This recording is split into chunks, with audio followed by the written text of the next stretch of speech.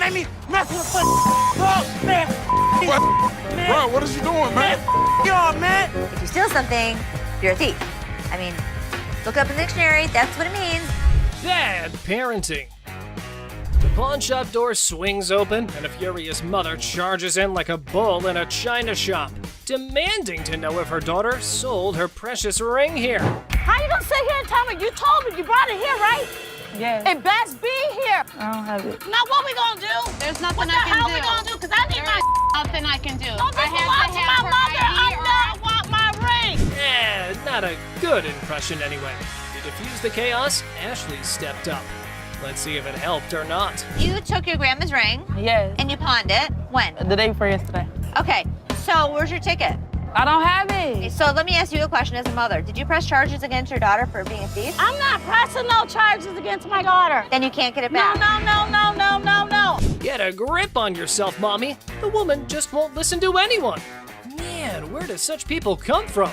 No wonder her daughter's acting the way she is. I came in here to try to resolve the situation. But yeah, you want to figure it out. No. Hey, get off him. You better figure out some way to get your mom's ring back. Watch when I get your ass home.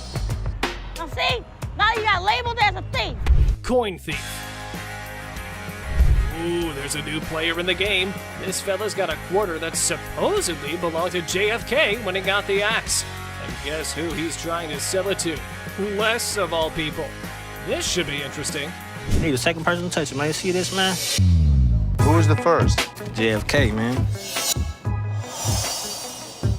JFK. Hell yeah, I'm trying to get 30,000 for it, man. Really? Our friend here needs to know that he's trying to close a deal with the boss. Yup, the big cheese himself. You know what that means? You better have some answers ready. I don't think this guy even knows who the president is today. What year did they put Lincoln on the quarter? 67. Who's on a penny?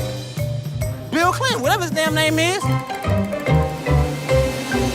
Well, he means you'll have to take your business elsewhere if you want to avoid glitter and dancing. But anyway, this punk got mad, and here's what happened next. Want to go out for the pass? Please.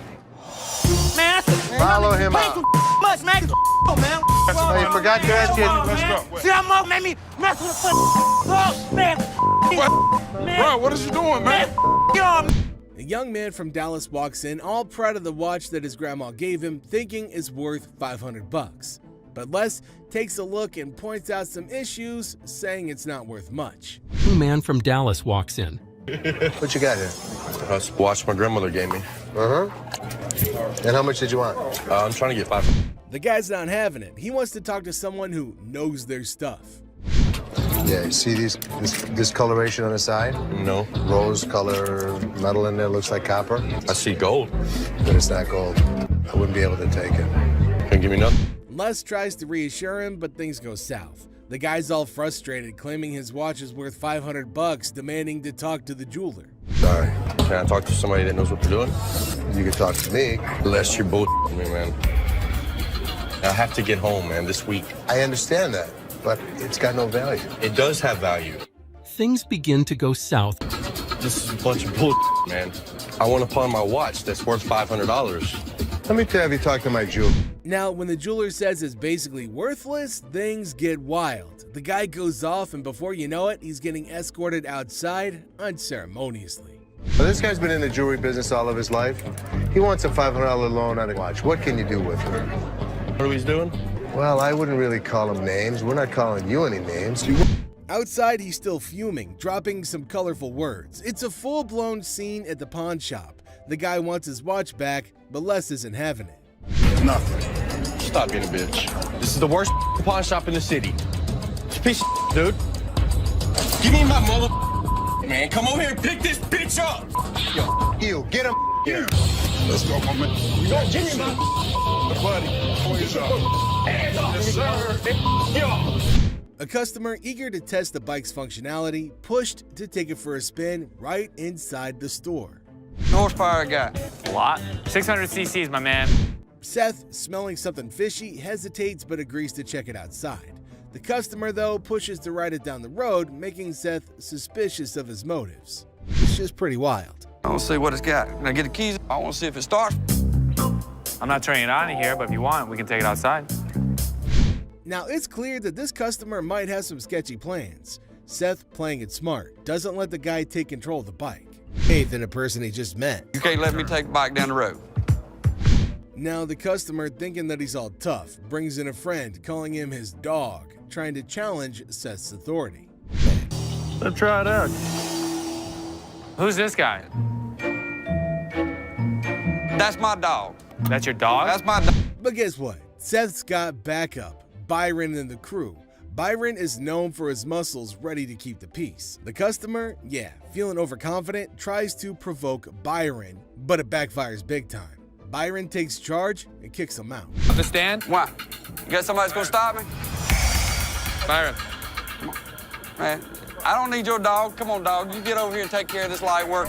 Byron's big presence shows that loud barks don't always mean a big bite. The troublemakers learn the hard way that messing with Byron is a bad idea.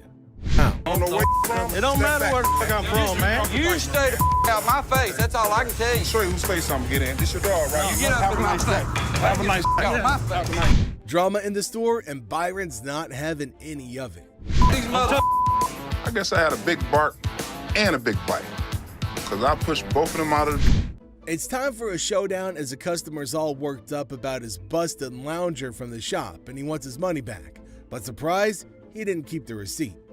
Money back. Ab lounger I bought here, man, workout. Now, this thing obviously couldn't handle what I was doing on it. So 2 days later, it don't even work. Let's lay it out. No receipt, no refund.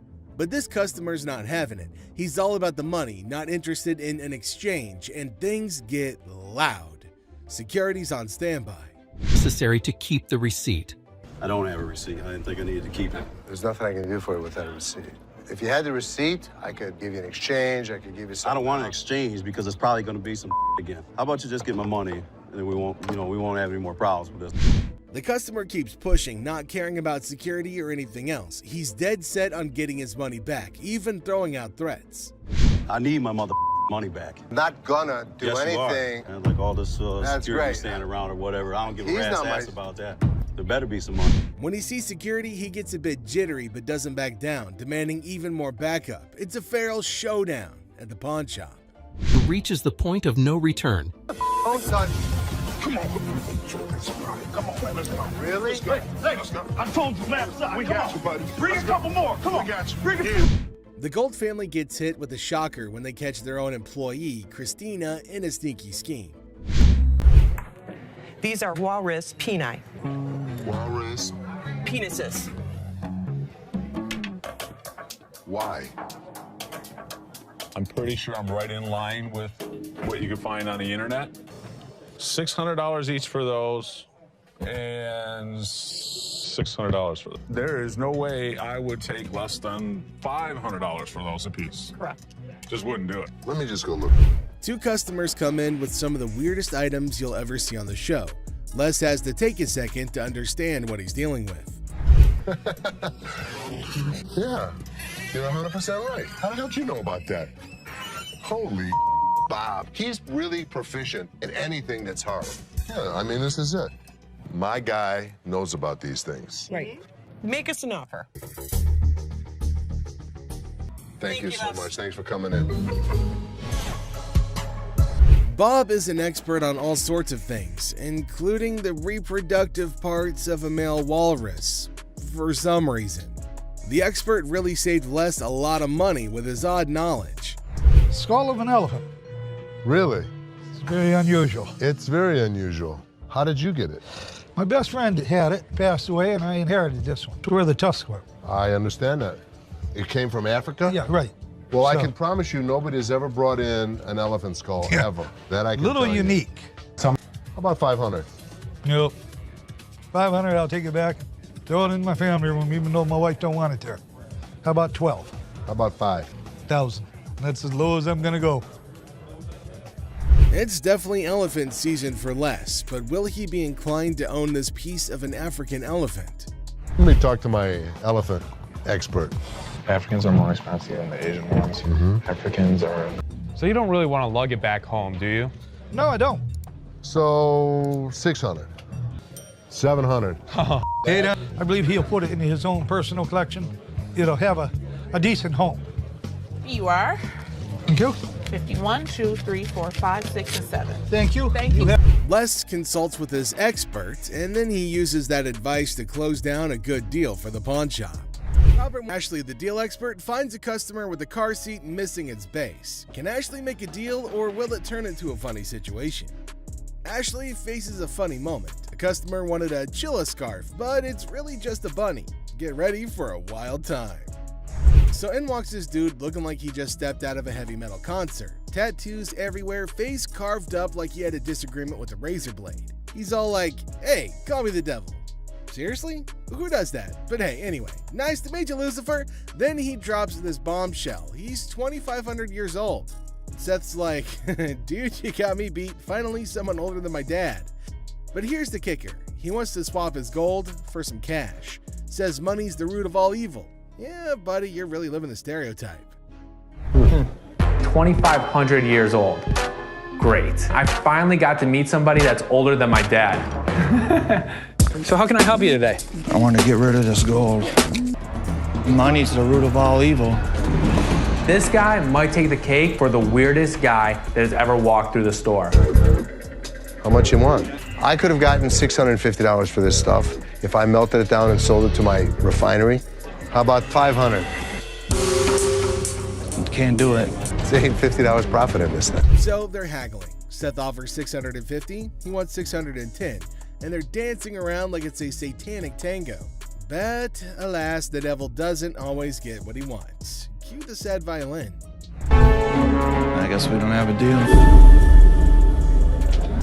So there Seth is, trying to make a deal with the devil. And he's all like, I want cash for my gold, and Seth's thinking, sure buddy, let me just grab my holy water. But seriously, with the negotiation, Seth offers him $650, he wants $610, and they're doing the demonic dance of the dollars. But in the end, no dice. No deal with the Prince of Darkness today, folks. Sorry, Satan. Maybe next time, bring a better pitchfork. Ashley introduces herself in a bubbly tone. Now Nana barges in, claiming that she was promised $400 for her 3-carat diamond earrings. She accuses Nicole of lying about the offer. Ashley Nana's outburst intensifies and she demands respect while causing a scene. Ashley calls for her removal, leading to a heated exchange. Nana storms out, hurling insults and leaving everybody exasperated. How are you? I'm doing okay. What can I help you with? Either trying to get a loan on it or you guys can buy it. Trying to sell it for maybe like once. The certificate and everything is in there. And the bag costs actually way more than that. Well, if you can tell, it's actually stained. Okay. All through here. I'm trying to sell it for $150 or get a loan $75 instead of the $50. Dealer Ashley is in the middle of a purse negotiation. Now she's trying to bargain her way through it, but it seems like she's hitting some roadblocks. The bag might be worth more, but it's stained. Now the dealer's not budging, despite the customer's attempts to reason. It's like watching a standoff at the OK Corral, but with handbags instead of firearms. It costs way more than this. Okay, but I'm not going to pay you for the amount that you think it's worth because it's stained. This is not one of the newer ones. This is not this season. I know about purses. Can I get some? My pepperoni-looking ass. Pepperoni ass? I don't even know what that means. Did she take a look at her own ass? Can I get somebody else? Now, things are getting pretty spicy. The customer isn't backing down, throwing out some colorful language and asking to talk to somebody else, maybe hoping for a more favorable deal. Now Ashley's standing firm, not letting the pepperoni insults get to her. It's a battle of wills over a bag, and nobody's giving an inch. Can't blame a girl for trying, though. Somebody else? Why do I have to talk to you? Because You disrespectful. I'm disrespectful and you call me a pepperoni ass? Ugly ass bitch. Can I talk to the owner? I'm the owner. You're not the owner. The owner is the other man. You must have. How you get here? You your way to the top. The tension's palpable, and the customer wants to escalate things, demanding to speak to the owner. All surprise twist, Ashley is the boss lady. So, will the customer stick to her guns, or will she fold like a deck of cards? This customer was trying to sell a piece of jewelry that didn't exactly hit the specific weight to make him eligible to get the amount that he wanted to sell it for. It doesn't weigh enough for us to take it. Ain't no gravity in my... That's a pretty bold request that he's made, especially to an employee of said store. He wants me to take my jewelry off and put it with his so I can give him more than $5. $5. I'm sorry. That's all we can go. We're just not interested. $5. We're not interested. Before he can hold everyone else up, Les manages to get him away from the window. Thank you. So I can't get, like, nothing for it? Nah, Ain't nothing gonna work? We're not interested. Ain't nothing go with it. I don't know what else you got to go with it. I ain't got nothing to go with. I'm asking y'all for something to go with it. Instead of just getting out of the store after all their business is over, this man decided to take a seat in one of the chairs in the store, which is a big no-no. No, he can go. I can't get a little bit from that. Hold on, man. Since he was being quite irrational, they decided to carry him out of the store, screaming and kicking. Can't get what I'm getting for. That's good. That's good. Let's go for gang. Beth is used to loud and rude customers, but this is the first time a customer tries to flirt with him. It throws Seth off balance for a second, but he proves that he's a businessman to the bone. What's your name again? I'm Seth. Oh, you cute. Yeah. Focus. Let me see your ring. Are you married? I'm good. That mean you're married? I'm good. Seth gives the woman his offer for her items, and she replies with an interesting counteroffer. Neither Seth nor Rich are willing to take up her offer, but Seth might know someone who will at least consider it. You want to taste it, Rich? I'm good. Rich, you just offered. Dude, listen, I wouldn't move in on your action. Hey, Rick. Would you suck on that pacifier for 20 bucks? Rick reluctantly rejects the earlier offer, but Seth raises the stakes and makes an offer his employee can't resist. Everyone enjoyed that, even Rick, especially Rick. I'll buy you lunch for the week.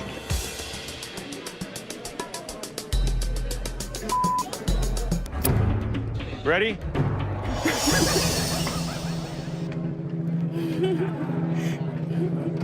Seth closes a deal with the pacifier-sucking lady, and we can all agree that he made the best of the deal in every way. Would you suck it for 20 bucks? So 300. Sure. You want to do it? Great. Thank you.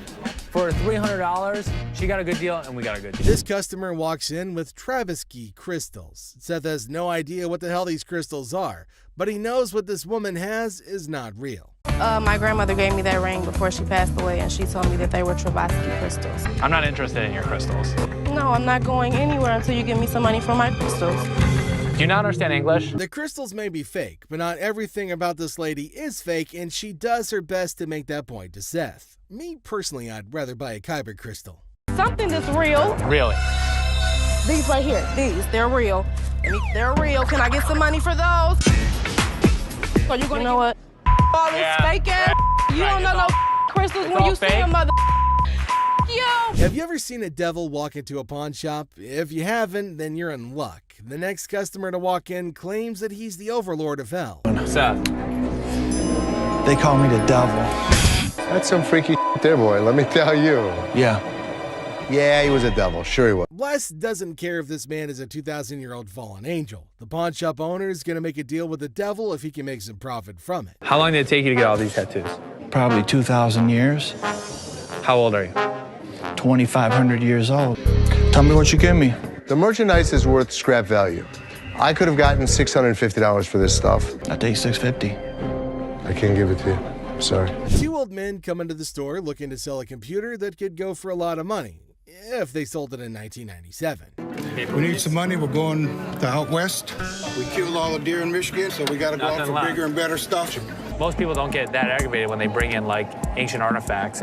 Yeah, people collect these. Oh, they're antiques now. Both men don't want to leave without any money, but one look at security changes their mind. But that doesn't stop them from stringing along a list of profanities at Les and Seth. Zero. How many times do I need to tell you? We're not interested in. Leave the store. I'm not taking it. Store. Have a good day. Usually things calm down once the noisy customers are thrown out, but this time it gets even more chaotic. We're even treated to an unexpected showdown. I dropped it on accident, man. I didn't break it. I thought it was you, man. Oh, that's good. Two men come into the store and make the weirdest purchases. While Les is happy to make sales, his curiosity gets the better of him. You certainly won't believe what these men want with these items. I was looking at the chainsaws over here. We We have chainsaws. You make us deal on both of them? Sure I can. So what's all this stuff for? Home defense. What? Is that what The you put on zombie your yard? apocalypse is a-coming. Where other people see weird men, Les sees dollar bills. The veteran pawn shop owner goes into full salesman mode and makes even more profit from the hardcore zombie killers. Zombie apocalypse? But you know what? As long as they were buying, I'll listen to any bull they have to throw at me. Thank you very much. I'll have my guys write you up. I think we got a pretty good zombie kit today. Got us some chainsaws. You know what, Rich? You, get out of the store. Thank you. Seriously? You just came right in the middle of my sale like that? We sold it, right? That's right. That's what matters. Yes, it does. I cannot wait till Uncle Les comes back. Well, ask one more time. Did you say get out of my way, you bitch? It's been brought to my attention that you have told Linda to get away from me, you bitch. Prove it. I ain't did nothing. Les is pissed with the gutsy move Tony pulled when he refuses to speak the truth, asking for proof instead. Tell me the truth. I did nothing but sold it, coat to a customer of mine. Les tries to make Tony confess by taking what he considers a softer approach. Tell me the truth and you'll be okay. It don't matter. I'm gonna lose anyway. What's the difference to me? Whatever y'all gonna do, man. What kind of attitude you got with me? It ain't you. Come on, man. You know what I'm going through out here. You know what she's doing on purpose. Do I give a as long as you make the sales? I make the sale. After trying one last time, Les manages to get a confession out of Tony. Well, ask one more time. Did you say get out of my way, you bitch? I told you to be a long bitch. Get the real line. Since he confirmed he did violate the rules, Tony bags himself a suspension. All right. See you Saturday. Maybe. Although he successfully delivered punishment to Tony, Les failed as a boss when he refused to try to know what could have led to the issue. How many chances can I give this guy? Ashley, how many chances can I give you? Me? You. Seth calls in Ashley, Seth, and Karen over to his office to go over the results he got from their mystery shopper. While making rounds through the shop, Les finds out Rich wasn't in his post. Where the hell is he? Rich! Seeing that Rich had left the business in a bid for pleasure, Les calls him over for a chat in his office. I'm looking for you in layaway. Where the hell are you? I gotta sit in layaway all day long and just wait for something to happen? I needed to take care of something that was out on the floor. Les threatens to fire Rich, who had been a loyal employee at the shop for over 20 years. It arrives, and bam! A pirate ship vehicle pulls up. Believe it or not, folks, pirate ships are real. How cool is that? Shiver me timbers. Let's dig into more detail. Buck's mischievous grin invited the pawn shop guy to inspect his street-legal pirate ship, leaving him in disbelief at the ship rolling on the road. Chumley, intrigued, joined Buck for a spin, both eagerly anticipating Rick's mysterious response.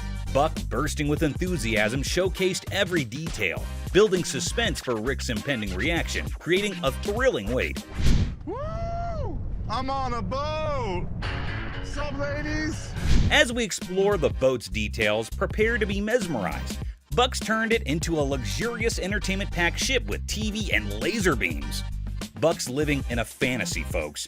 He bumped the price to $250,000, leaving Chumley stunned with a $100,000 offer. Bargaining ensues, but hold on. Rick's entering the scene. Things are about to get even more interesting, don't you think? Oh, that's bull. Whatever. Oh, sorry. $250,000 for a pirate ship? Buck storms off in anger, but if you're in the market, he's your guy. Ahoy, mateys! Now, speaking of high prices, would you consider a $5,000 spectacle? Mr. Vital tempts Corey and Chum Lee with a priceless 18th century onyx diamond and platinum flip spectacles. Who needs such luxury just to read? Ponder on that, folks. Hey, how's it going? Hey, what's happening? I've got something here which I think is pretty spectacular. A magnifying glass. No, it's better than that. Bam! That is 18th century onyx. As Vital claims $5,000 for the onyx specs, Corey and Chumley reconsider. Expected, right? Still stuck on the price? Time to move on. Corey seeks Rick's advice, and here's where it gets intriguing. Rick's jewelry expertise makes Vital's price take a U-turn, slamming down from $5,000 to a mysterious $700. Wonder what Rick knows. Probably 1920s, the whole Art Deco style. This was what was popular during the time period. Spectacles were probably first invented in the 13th century. This made Vital get really disappointed. Actually, that disappointment is acceptable, isn't it? The bargaining continued, and at last, at $850, Rick walked away as Vital stood disheartened. Does this help Rick or Corey or Chumley to negotiate better? Cheers. Thanks. You sure about that? Yeah, I'm sure. All right, I'll meet you down over here at the counter. All right, appreciate it. Antiques.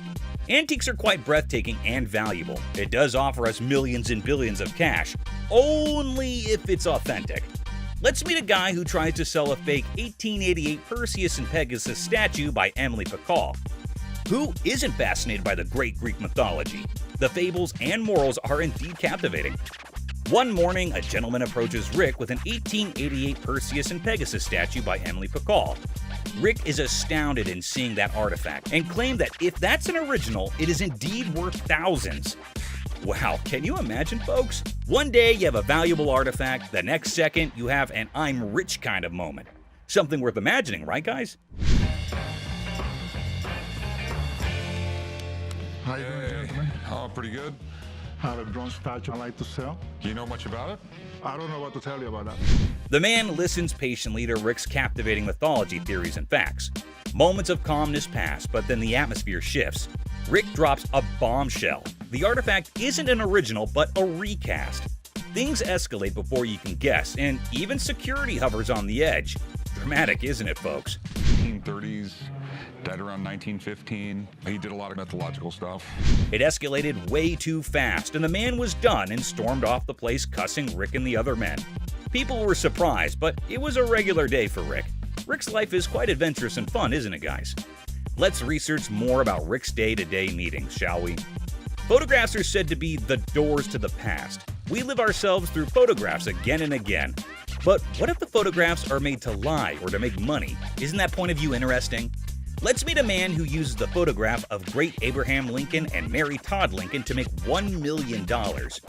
On a pleasant day, Rick gets a potential seller who's going to surprise him and us all with his possessed item and the strange demand. Good. So here we go. Gorgeous. It's supposed to be Abraham Lincoln and Mary Todd Lincoln. Yeah. Chumley grows suspicious of the Abraham Lincoln and Mary Todd Lincoln photograph. Surprising? Not really. Rick steps in, emphasizing the need for a master's eye before sealing the deal. Confusion ensues, prompting Rick to call in Maureen, an expert. Maureen declares the photo illegitimate, sparking tension between Rick and the seller. Spicy, right? Now, the absurd unfolds. The seller demands a whopping $1 million for the photograph, leaving the crew and us, the audience, utterly speechless. The man has left us hanging. What's really going on here? In 10 years. Honest to God. I know, you think this is worth $1 million. Isn't that correct, guys? Anyways, Rick didn't encourage the guy, which led to the repercussions between them. He took the big leap and faded away from the scene of action. Is greed an important factor in this, or are the sellers genuine in their prices? A lesson for you guys. One shouldn't be dumb enough to be this greedy. So this dude walks in, right? And he brings in some equipment, no beating around the bush, and straight up expects a cool $100 for it. Can you believe that? Like, I'm trying to get at least $100 for it. $100,000? Yeah. I won't even be able to sell it. Well, the guy just flat out tells him that there's no way he can cough up $100. So the customer's disappointed, but hey, at least he's keeping his cool, right? So how much can you give me, man? $20. Well, we're clueless about what this dude's gonna pull off next. But hold up. Seth comes swooping in to handle the situation like a boss. Let's see how he tackles it. Sitting on the back? Do you know what it is? It don't matter how many you sitting on in the back. Because then I can't. Well, things are seriously heating up, and it's turning into a real mess. Seth tries to talk some sense into the guy, but he's just not cooperating. And instead, he's shouting like there's no tomorrow. Dollars for this. You paid $200 for that, I overheard? Yeah, I mean, really, you paid $200. So Seth breaks it down for him, saying it's not even worth $100. But this dude is now causing a scene, making a big fuss that's grabbing everyone's attention, to be honest. I'm trying to get money for it. I've been waiting in this line for an hour. I need more than two. This guy seriously needs to calm down. He's dropping way too many curse words. And honestly, it's gonna be his one-way ticket out of the shop. That's when Les steps in to take charge. Let's see how that plays out. you gonna do, old man? Who you calling old mother? Old man? No way, he actually said that? Like seriously, what the heck? This guy just keeps digging his own grave, making the situation even worse for himself. Brace yourself, because what he does next is gonna leave you absolutely stunned. Really, mother? I got this. I got it. You wanna give me more than 20? Oh my god, seriously? Can you believe it? This dude actually tried to mess with Les and thought he could get away with it without being kicked out. That's some messed up behavior right there. Like, what on earth was he even thinking? Wait for an hour. Really? Me? You? Well, he totally got what he deserved. But guess what? That's not even the end of it. Brace yourself for this next one. So, this lady strolls into the store wanting to treat herself to a fancy watch. She's all sweet and ready to drop some cash. What could possibly go haywire, right? This will be good. Okay. This one. This is really pretty. Now, this lady is seriously contemplating whether she should go for it or not. So, what's your take on it, guys? You think she'll end up taking it or not? That's really pretty. It's really pretty. Good on you. That one's 100. 100. Okay. She went for it. Well, everything's going pretty darn smooth so far. I don't want to jinx it, though, so let's just wait and see what unfolds next. Here. No. What is this? It's a $100 gift card. $100 gift card? Hold up. Is that for real? She whips out a gift card with all this confidence, and hey, is that some kind of new payment method now? Ashley looks totally baffled by this turn of events. Not a gift cards. What would you call it? It These says are preferred customer. Right. Man, this lady is already super worked up the moment Ashley spills the beans that it's not a gift card. And she goes on to explain the situation. Talk about major agitation right off the bat. It allows you discounts on the sales floor. You can't swipe this card and apply. This lady is seriously caught off guard and maybe just can't handle the fact that it's not a gift card. And well, she's getting a bit too aggressive, folks. You know, the kind that usually gets shown the door and tossed out of the shop. Turn around and swipe it, okay? There's no swiper on this. So you telling me I'm I gotta say, this lady is giving me some major secondhand embarrassment. I mean, it's crystal clear that the card cannot be swiped. Like, come on, that's basic common sense. But no, this woman just kept on making a complete fool out of herself. I don't understand up in here, okay? Because you I'm is she not gonna about to swipe? lose, Hold on, all one right? second. Let me explain I'm this to not her. about Man, the way this woman is yelling, it won't be long before she gets the boot from the pawn shop. This customer is completely unreasonable, dude. But hey, props to Ashley for still trying to explain things calmly and patiently. What, where do you see a swipe thing on this? Do you see a Someone needs to rein in this woman because the way she's throwing a fit over a gift card is seriously ridiculous. I mean, does she not even realize how foolish she looks? Just look at her, still going on and making an absolute spectacle of herself. Somebody want to buy a preferred gift card? There's not $100 on it. There's not. Man, people can really lose it sometimes. It's wild. And last but not least, we get this other dude who goes absolutely bonkers. But here's the kicker. It's not about something he wants to buy or pawn. Now, you might be wondering, what on earth set him off then? Well, keep watching to find out. Hey, how you doing? I'm here to buy an engagement ring. So, no kidding, this guy is actually here to buy an engagement ring. Whoa, that's some exciting news, isn't it? Les coolly presents a selection of engagement rings, and you'd think everything would go smoothly, right? Well, except for the blaring car horns outside, because of course, nothing can be too easy. Oh, damn. So that's the reason for all the honking? There's a massive truck just sitting smack in the middle of the parking lot. Now, take a wild guess. Whose truck do you think that might be? Come on, give it a shot. It's not rocket science. Semi-truck. And then it's white gold. That's me. Sir, can you... Ding, ding, ding. It's none other than this guy. So Les politely requests him to move his truck from there. And what do you think his response was? Find your place to park? Oh, man, come on now. I'm in a hurry. I can't be moving my truck in this. Yikes, did he seriously say that? I mean, how do some people not have basic common sense? Did he genuinely think he was doing the right thing? Les is clearly not putting up with it, and you could totally see that. You don't have an option. You have to move your truck. I'll be more than happy to show you. Can you believe this guy had the nerve to straight up say no? Well, let me tell you, things are about to take a turn for the worse for him. But just when he thought he couldn't dig himself any deeper, he goes ahead and proves you wrong. Why are you so rude? I'm not moving the damn truck. Byron, take over. Well, obviously he's about to get kicked out, and trust me, you gotta watch this. It's absolutely hilarious. Move the truck. Come on, man. That's wrong, bro. Next time, parking on the freeway. This dude should be totally embarrassed about his behavior. And oh boy, he didn't stop there. He just kept on going. And the last straw was this. Move your truck! These two guys roll up to the pawn shop claiming they got hustled out of their laptops and dropping hints that a shop employee might be in on it. Tough back. There's two guys out here that are saying they were scammed out of their laptops. Les, the big boss, gets called in to handle this mess. As the duo spills their story, turns out they handed their laptops to some lady outside the shop, lured in by the promise of cash and laptop return. Tell me. She pawned 2 of our laptops, and she told us she was gonna give us the money and the laptops back because she knew somebody. Les is legit shocked. These guys expecting help after a sketchy deal? Nah, no way. You can see it on his face. Neither. Okay, wait, you pawned something? Yes, she had the ticket. When did you pawn it? Today. Now the guys want Les to switch the ticket for the laptops, but Les is playing detective. He's like, when did this supposed pawn deal go down? Today, they claim. Les smells something fishy and wonders if his employees are pulling a fast one, out of his way to help them. That's what we were trying to contact the owner because we want. I am the owner. I'm just trying to switch the ticket so she can't have them. You can, it's in her name. Legally, Les says the laptops belong to the lady. He can't just hand them over. The guys are desperate, suggesting a name switch on the ticket, but Les is like, nah, those laptops are technically hers. I wanted to know if I can't do it because, according to law, they belong to her, not you. Oh my God, Sal. Okay, so Les is in the mood. If they can ID the employee involved, he'll hand back their computers. They leave, but they can't deliver, depending whoever the employee is. If you can find out which one of my employees, you give me the guy's name, I'll give you the computers. Find me out what I need to know, I can make magic happen. Les, a pawn shop pro, suggests they hit up the cops and file a report. Guys are desperate, try to negotiate, but Les shuts down any rule bending. Every transaction we did today is still accounted for, so it's here. All you guys need to do is fill out a police report. We can handle it that way.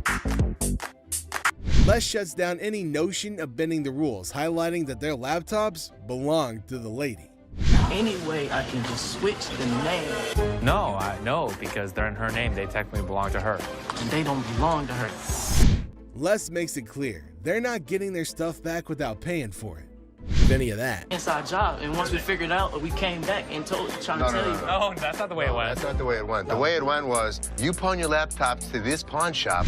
Les drops the truth bomb. No laptops without paying. It's a lesson on greed. Here's the way it works. Nobody gets out of pawn without paying for it, and nothing goes out the back door. The boy still thought, hold up. So this dude walks into the shop all chill, just looking for some help with the table. But out of nowhere, he switches to R-rated mode, throwing around some colorful language. Let me lay on this mother. This is a sex table? Damn, I'll get some on this mother boy. Come on, Ashley, man. Les isn't having any of it. Bitch, that's what I've been screaming for. Come here. Get your ass over and shut up. He's like, Ashley, we need backup. Shut this down. Now it's getting wild. Dude is on a bed. There's commotion. It's like a party, but not the good kind. Get kicked in the face? Look, let me ask you something. No, you be quiet. Look, come this way, baby. If you let me, I'll be slapping that ass. Les steps in and drops the truth bomb. We're not turning this place into a free-for-all.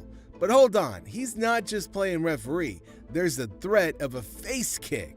Yikes. Really? We don't think so? You don't disrespect my daughter-in-law? Les isn't messing around. He tells the customer to get off the bed, making it crystal clear, don't mess with my family. It's family. I'll tear that up, boy. I'll tear that up. Tear that out of here. Understand that? Don't The customer throws out an apology, but man, what a scene, right? I'm sorry, man. I'm sorry, Les. I'm sorry, man. This guy, Mark Hollingsworth, waltzes into the shop with a kind of sketchy idea. He's all like, I own this company dealing with watches, cars, and parking problems. But trust me, his sales pitch is as smooth as sandpaper. Yes, Mark Hollingsworth. Mark Hollingsworth. Do you have a company out that does any of your, watches your lot or anything like that, takes any of the cars out? We do. Right off the bat, it's clear Mark's trying some passive-aggressive marketing. Les isn't buying it, though. Mark's still pushing, suggesting towing away illegally parked cars. Les, smelling potential scams, puts his foot down. No signing anything.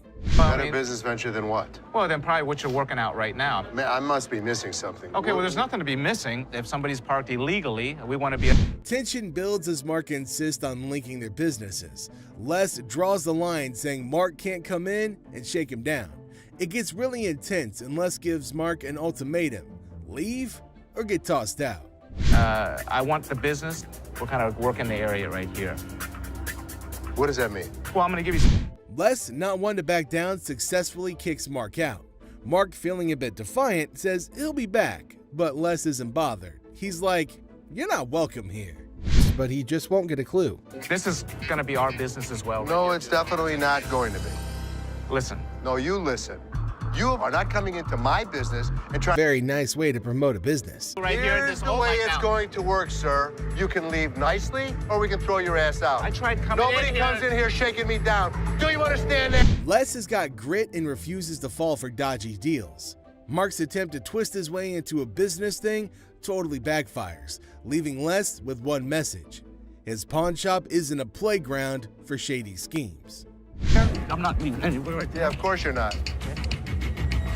I'll be back in. All right, come on back. And him, and... Well, at least they... Seat showdown comedy. In a strange pawn shop turned into an airplane seat sale, things got wild when a gutsy and unusual woman decided to turn the whole event into a comedy show. Picture her like a sneaky cat strolling over to a chair and ignoring the "don't sit" sign as if it were garbage. It was as if your rebellious grandma suddenly took center stage, tossing caution and posters to the wind.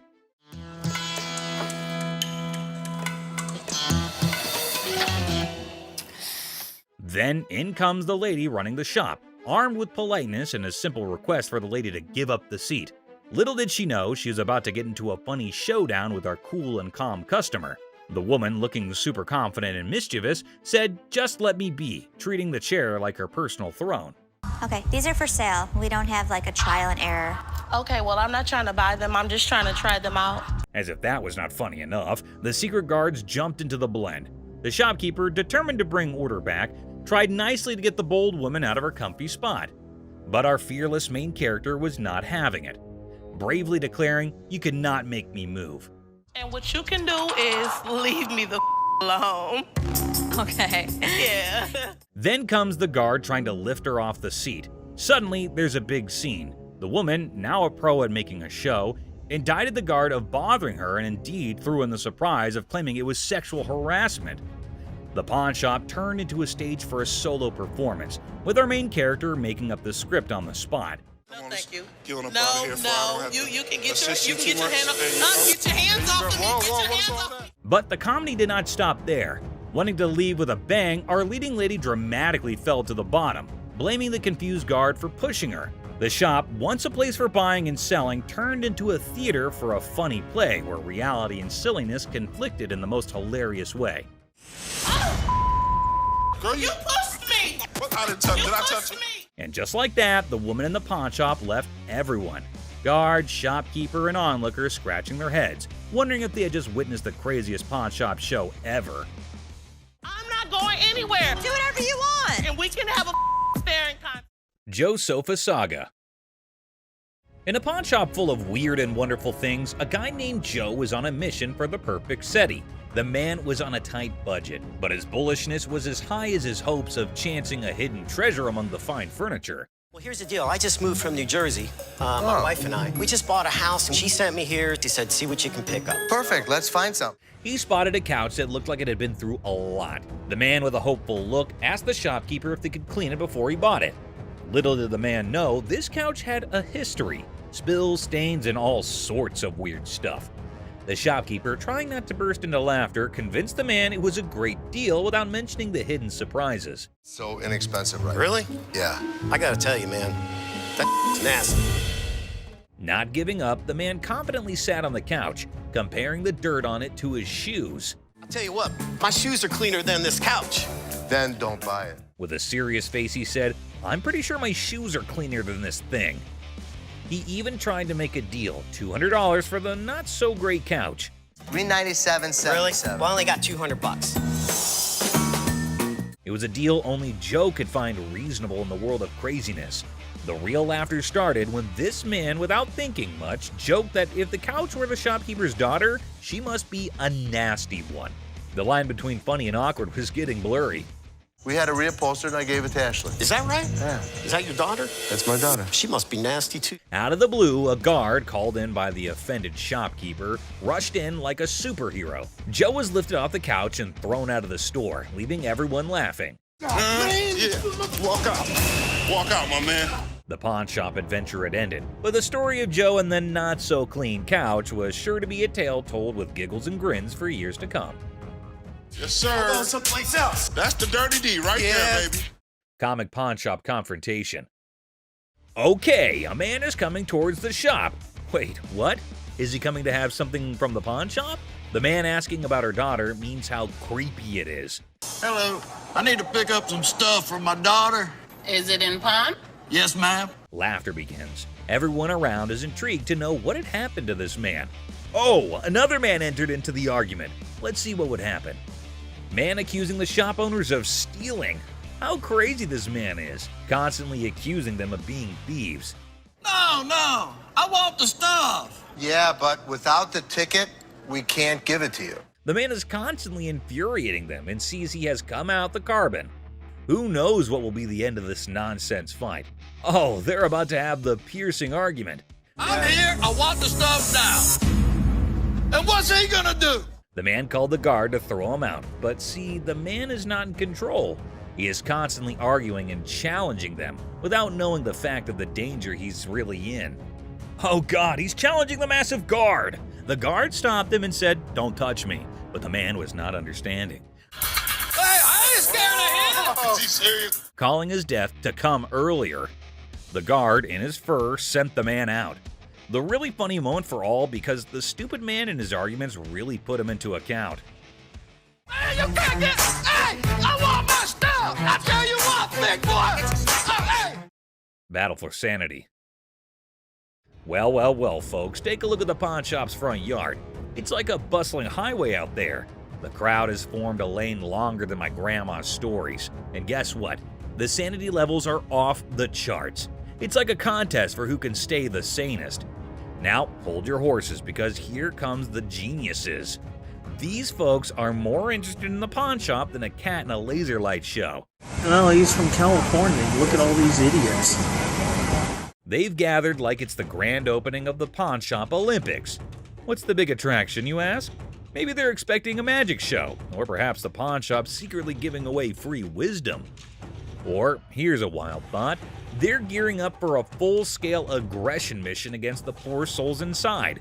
Watch out, world, we've got a pawn shop revolution on our hands. Stay tuned and remember, in the pawn shop chaos, sanity reigns supreme. Good luck, brave souls. That's not. But in this next episode, this person walks in with a really interesting gun. But how interesting? You're about to find out. Yeah, it's like something James Bond would wear. Yeah, right. You just saw that, huh? But that's not out of a James Bond movie. That thing is as real as it gets. What can I help you with? I'm here to sell my ring pistol today. Well, you know how a gun never stays in the shop for long, be it whatever shape or size. But this thing is something I've never seen or even heard of before. Have you ever seen a pistol ring? Boy, you're looking at it right now. This is something definitely worthy of adding to the antique collection list. Come on, you have to agree with me. Everything about this pistol ring is antique, from loading it to the trigger to its hammer. This thing is a killer. Literally. You know what? If I ever went undercover on a mission, I would definitely carry this cute little devil. James Bond, we just found your vibe, and I know Rick would agree with me too. Yeah, that man seems very particular about the price he's going to ask for that dangerous ring. I'm looking to get $9,000. I'll use it to buy some of the things I collect more often. I personally would wear that ring everywhere. It's an all-in-one combo, kind of a hidden treasure who can double up like your personal bodyguard. It's unreal how cool this thing is. But hey, did Rick just contradict me? Wear them just for fashion. Damn, Rick has got a good sense of humor, not gonna lie. Seriously, getting hit by that mini pistol ring would definitely hurt your ego hard, man. It's also seriously a gun. I mean, it would really hurt getting shot with this thing. And oh, I kid you not when I say that the man clearly did his homework right. He literally asked for $9 grand in the blink of an eye. I mean, that piece truly is a showstopper. But that expensive? Damn. A $9 grand. They're pretty rare. So what happened is that the deal took an intense turn, and Rick, being the smartest in this show, had to prove it. So before finalizing the deal, he wanted a bit of expert advice. I mean, that's always better than regretting later, right? So let's see what the expert had to say about this antique pistol ring. The European gunsmiths, they were making all kinds of little weird things. This is the Imperial Protector. Basically, looks like this tiny mean machine has taken down quite a few people in the past. So it must cost a bomb. But let's hear it from the expert himself. For $11,500. Okay. Thanks, Tony. I really appreciate it. Whoa, I never expected that. $11.5K? That's crazy. And just look at the size of that thing. That thing is golden for sure. But as you know, Rick plays by his own rules, and I'm curious to know what he has to offer. I'll give you $3,000 for it. No, can't do it. Okay, so Rick is trying to settle the deal for $3 grand. But bro, that's like not even half the price the seller asked. Do you think the man will accept the offer? For someone who knew a great deal about the pistol ring, I don't think this man is gonna budge. But Rick wasn't ready to give up or give in as yet. So do you think they'd both settle on the same grounds? Who do you think is gonna win this round? Well, let me put your anxiety to rest, for here comes the moment you're waiting for. As amazing as this thing is, I'm sorry, I just can't do it. And just like that, Rick missed the chance and saw the extraordinary collector's pride walk right out of his door. But what happened in this next episode is even crazier. Working with an instrument maker and got really, really interested with the harmonica. You know how music instruments can be great collectibles. In which case, what do you think about an ancient instrument that has an emotional connection to it? Does it help double up the price? Well, I don't know about you, but I have never seen a shining gold M Hohner harmonica. We've all played a harmonica once in our lives. Right, we have. And we thought we were good at it. So for those of you who don't know who Matthias Hohner is, here's a quick history lesson for you. Hohner was a trained watchmaker born in Germany. And his company, Math Hohner AG, is the oldest and largest producer of harmonicas in the world. If you want to know more about this masterpiece, here's Rick for you. So apparently the watchmaker was so blown away by the piece that this is what happened. So he saw the writing on the wall, but he was also working with an instrument maker and got really, really interested with the harmonica. Rick's knowledge never fails to amaze me. There's no question that he is a master of his job, and his trade skills are even better. But is this going to be a jackpot or a lost cause? Before Rick states his price, he found a problem with the musical piece. You get in the ballpark. Okay, all right. It's plastic, and it's not in the greatest shape. I don't know, it's not too bad a shape. The cardboard's coming off. Oh no. That's gonna majorly affect the price of this beautiful piece right here. So while the seller was holding on to a grand $500, what Rick pitched was unbelievable. Here's $75 for it. It cost $75. Wow. I would feel humiliated if I was that harmonica right now. I mean, come on, man, it's not that bad. But what can I say? Rick knows better. And the seller wasn't ready to back up, and even had a genuine reason for it. $1 to fill my truck up with gas right now. I can't take 75. I find the man reasonable. The least you can do is compensate his gas. But as you know, there are no emotions involved in business. Rick's not taken aback by anything, and sticks with his price, but he failed to grab the deal. I think he wouldn't mind much though, because the harmonica was plastic, and it was also peeling off in some places. So sadly, the seller needed to go back home with the broken instrument, and he couldn't even make enough money for gas anyway. Next up, we got this interesting thing that you'd never expect at a pawn shop. The guy just pulled in the parking lot with a boat he wants to sell. So Chum and I... Yes, it's a freaking boat! What you're looking at is a 1958 Sea Flight Glastron, and this is no common sight, y'all. Rick and Chum came to take a look at the huge and fascinating boat, and it looks like they already like what they're looking at. 57 Chevy, didn't they? Sure did. Is it a convertible? And how could something start without Chumley's irrelevant questions, right? Like always, he was more worried about the boat being convertible or not. Well, chum, you definitely cannot expect everything to be fancy, okay? Despite that, I can't help but love Chumley's confidence. Meanwhile, the seller has made up his mind to demand a hefty $10,500 for the boat. Let's hope he can make just as much from the master of negotiation. And this time, the item in question was a timeless beauty, created in 1958, standing tall, defying the effects of time. Whoever maintained it surely did it with the utmost care and dedication. Great work right there, but I think someone is already getting busy coming up with the numbers. It looks just like the 57 Chevy I got for the old man's birthday. It's definitely tempting. Rick's already deciding how he was going to pitch this look-alike a 57 Chevy. This Glastron boat is awesome, but boats are tough to sell, so it has to be a home. Like he already said, boats are money pits. I mean, nobody would want to keep this huge boat in their homes as an antique. Quite rare, as the word suggests itself. But this seller is definitely giving Rick tough competition. With all that USP knowledge he was throwing about, he came in here ready to face the pawnbroking world. Do you know why? Because it was a little 17-foot boat. No, because it was fiberglass. No more wood boats. Wood boats were moving out. But what happened next was totally unexpected. 10-5. In an unexpected turn, the owner of the boat bravely revealed a startling price tag, $10,500. Wow, that's crazy. What do you think Rick is gonna do? Will he buy it or break it? I don't even want to make you an offer. There's too much work that's got to be done for me to make anything. Did you see that? Rick didn't even make an attempt to convince the donor to accept a lesser price. But that's exactly what the show is all about, expecting the unexpected. But you cannot miss this museum piece that just made its entry. Really take for this thing? 150? It's an early century antique. I don't believe there's a great many out there. No matter how much you like the item, our Les here decides to do a little investigation before pulling out the big bucks. And take a look at what he finds out. There are huge collectors out there. I think I can make money on this thing if I can get it at the right price. He wants 150, and here you can buy it on the internet for $33. I was surprised at the price. Oh my! It seems we've uncovered a big old cheat. Now that we know the truth, let's gather our courage and confront the seller. Get ready for a showdown. I've been doing this a long time. Do I look like a idiot? No. How much you have it listed for on the internet? Don't think we're stupid. I understand. Come on. No, you don't. Because it's very rare that I get fooled. Here's the way it works. Take your compass and get your ass out of my store. Refrigerator. Well, well, well. Guess what we stumbled upon? A person. Yeah, a real-life human being lurking inside a refrigerator. Now that's one way to stay cool in a store. What the are you doing? I was checking out this refrigerator.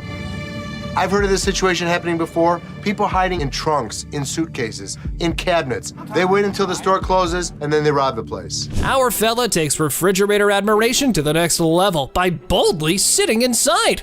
Talk about being a big Ice Age fan, huh? Just cut to the chase, man. You gonna buy it? I was thinking about buying it. Don't you normally check it out by looking at it, not testing it out? Sometimes. What are we gonna do, rob us? This mother is not getting away with it. Not here. Get ready, everyone. An exciting scene unfolded when the store owners confronted a potential thief. What an electrifying clash we're about to witness. Come on, man. You kind of remind me of like a crackhead Snoop Doggy Dogg. Tell you right now, you take another step, it's gonna be your last step walking. Were you gonna stay in there all night and come out in the night? What if this guy is part of a bigger team? I'm worried. I need to figure out a solution and talk to my dad. Fake diamonds. This thrilling episode of Hardcore Pawn features a woman claiming her niece gifted her some earrings from their store. Oh, let the drama begin. So there's two problems here. The first problem, you don't have the receipt. Second of all, no cash. On the receipt it says no cash refund. One more problem that's really key to this whole thing. These are fake. Everything got off to quite a normal start until the lady customer was asked about the receipt. Yeah, apparently she was looking for a pass on that. Talk about being delusional. Two options. You pick whichever option you want. You can leave. No, I ain't going nowhere. Second option is you can get the receipt and then ain't no finish receipt. Listening? It ain't no receipt. Finish listening? No. It's time to leave. I'm not going nowhere. It was like a verbal storm. As far as her reaction goes, well, let's just say it was quite the showstopper. Let's see how Ashley handled the situation. This is Joe. How you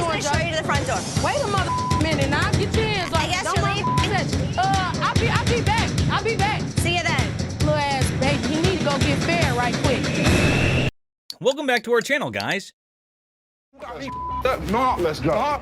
Man, let me go. Let me go, man. Let me go. I need my money. What you so mad for? Go ahead. Man, they took my money, man. Today, we've got a wild ride for you on Hardcore Pawn with some idiots. Get ready for a roller coaster of laughs, absurdity, and unexpected turns on this episode of Hardcore Pawn, where the ordinary becomes extraordinary. Man, ridiculous, man. Body slam. A man brings heavy vibes into the pawn shop, sharing his grandma's passing and hoping to trade a ring for rent money. Ashley adds a sprinkle of sympathy, making the somber moment oddly endearing. Well, actually, I'm not doing so good. No? My grandma just passed. I'm sorry. Ashley rains on the customer's parade, revealing the ring's lack of godliness. Frustration brews, and Ashley suggests pawning everything but the kitchen sink. The struggle for value turns into a financial comedy sketch. It's not real gold. So you saying it? Basically, y'all sit up here and waste my time talking to you. You didn't waste your time. Ashley, usually the pawn queen, battles a customer storm. The ring debate escalates into a shouting match. I'm trying to help you solve your issue. What you mean? What you I'm mean? trying to help you solve your issue. Lower your voice.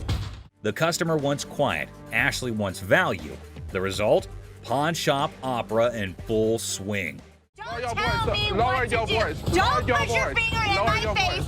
Don't put your finger in my face. Enter Byron, the pawn superhero. Ashley's yelling fest transforms into a tag team wrestling match. No, let's go. Man, let me go. Let me go, man. Let me go. Bitch, I'll be back. Byron takes center stage, slamming the customer out the door like a disgruntled WWE star. Let me go. Man, y'all got me. It's a pawn shop drama with a security twist. People come in my face all the time and people like scream at me.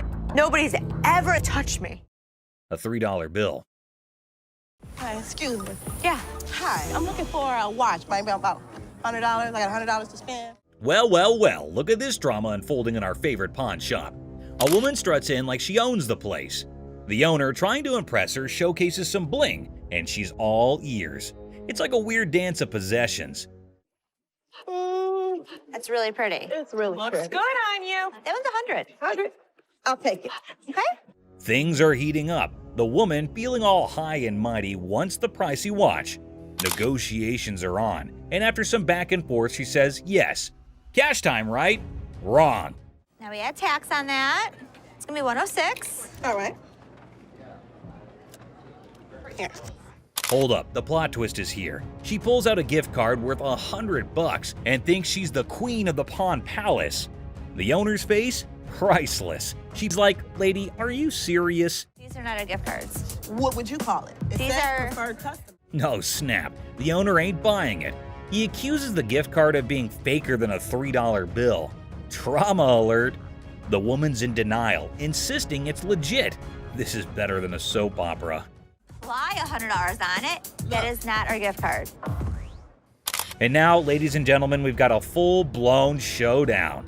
The owner versus the woman. It's like a bad reality show. She's trying to swipe that card. He's not having it. Cue the verbal fireworks.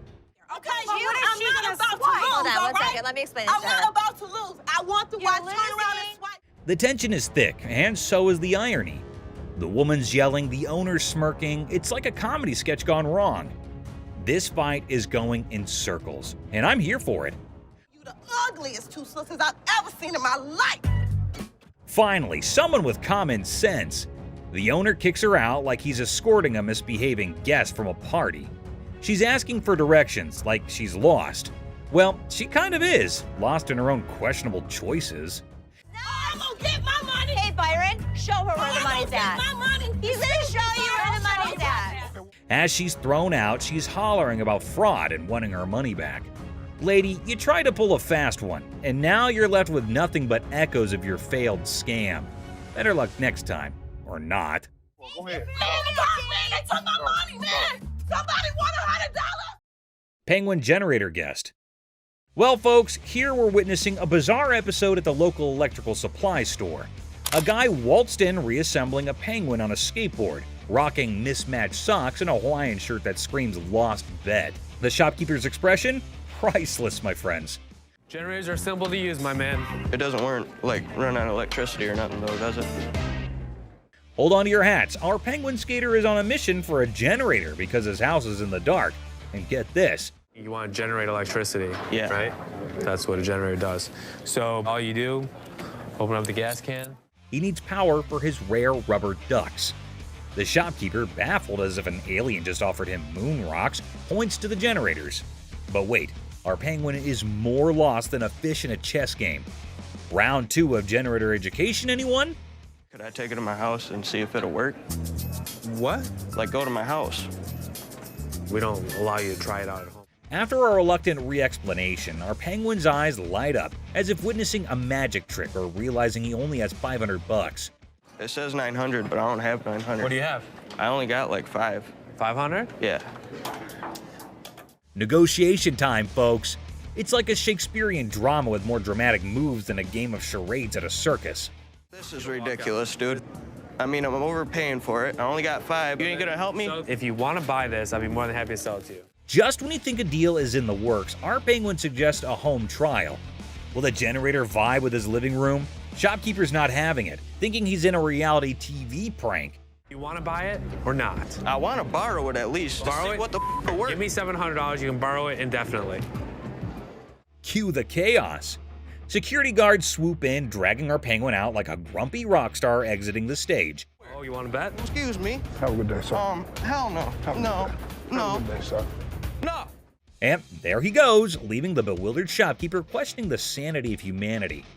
Who knew buying a generator could be this wild? Man, and I ain't never coming back to this ass store. Promise? Yeah, I promise. You Thank promise? you. Gun desk.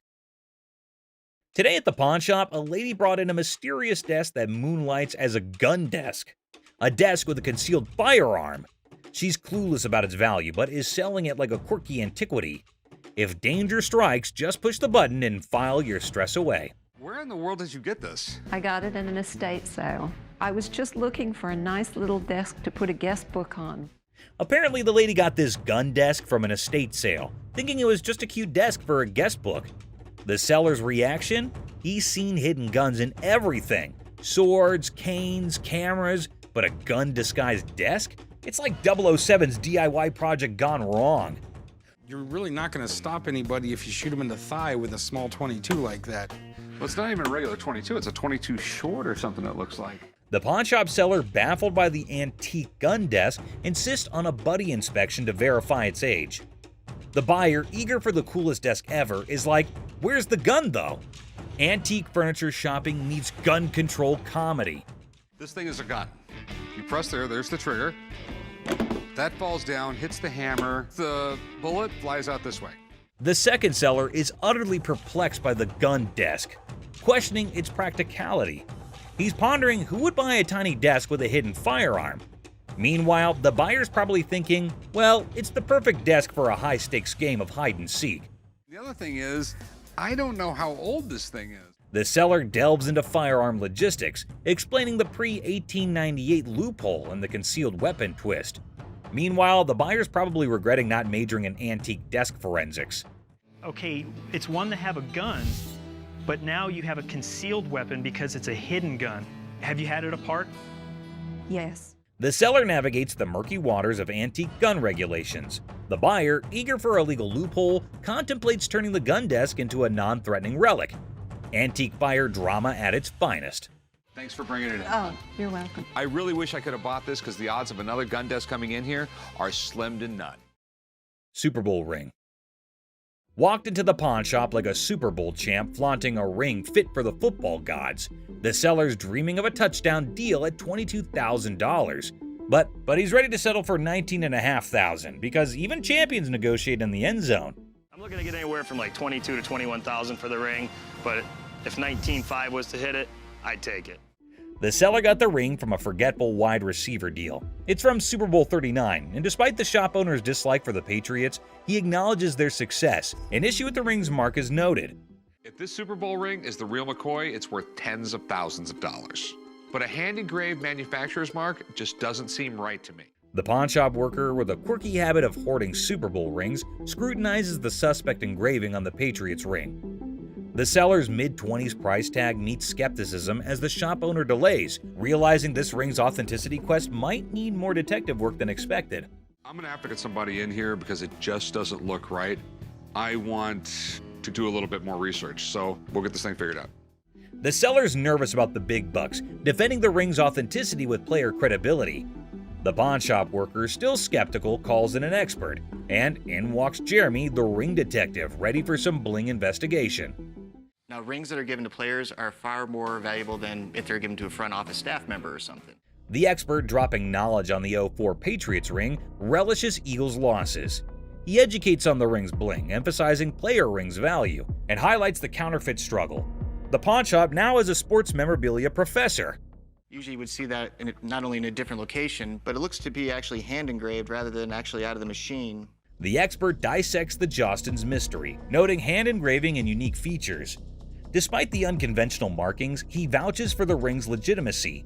The 04 Patriots bling gets a 100% authenticity seal, and the pawn shop rejoices in a victory for sports memorabilia truth.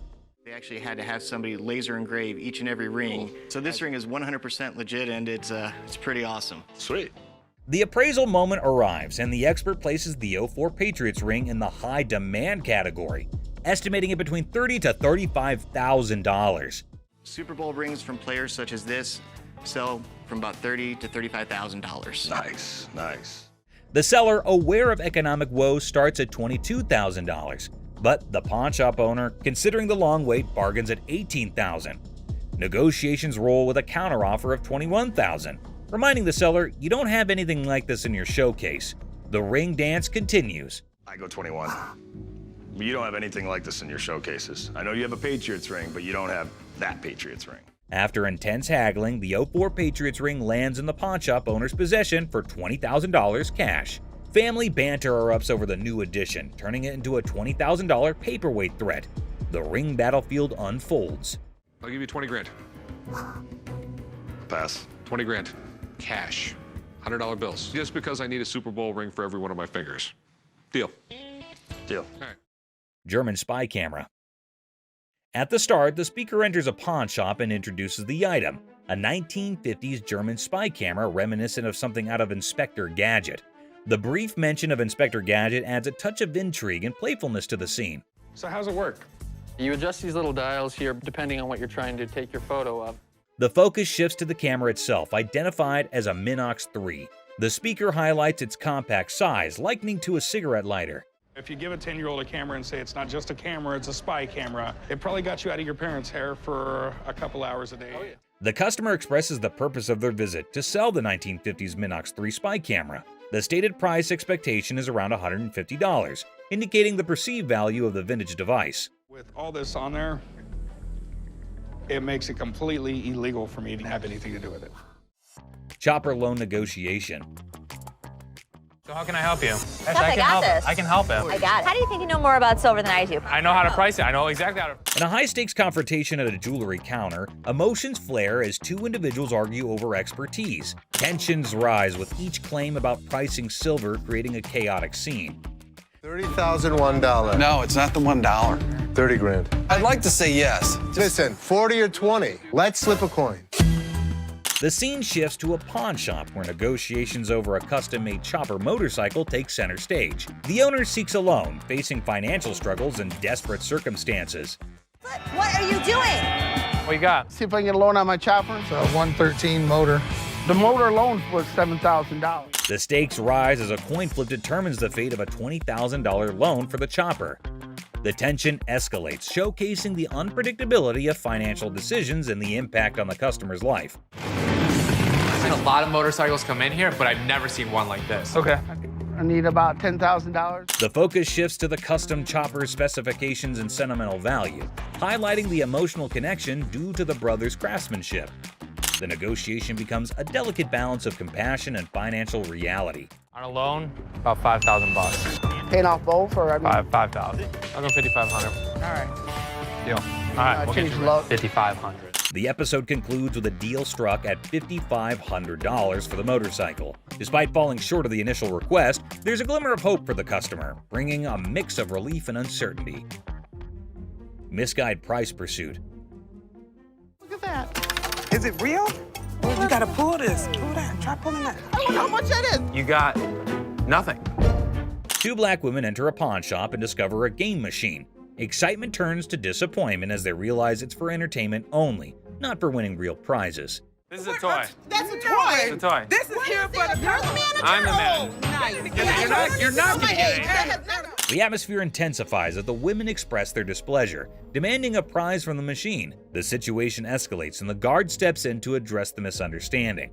Don't even touch me. Let's go out. Let's go. Well, just keep walking, man. Keep walking. Don't tell me what's wrong. Come on. Y'all out of order. The conflict peaks as the women continue to argue for a manager's intervention. The guard ultimately expels them from the pawn shop, concluding the incident. Bubble hockey. Bubble hockey. Detroit Classic. I'm thinking $2,500. How much did you pay for it 10 years ago? $3,500. A pawn shop encounter unfolds as a customer eyes a bubble hockey game. Negotiations kick off with the customer seeking $2,500, but the pawnbroker questions the value. Under $1,000. Maybe we work out a little game. Winner gets the price. $900 if you win, $500 if I win. Oh, can't do it. The negotiation continues with the pawnbroker proposing a lower price, suggesting a gaming duel to determine the final cost. The customer hesitates, seeking a higher amount.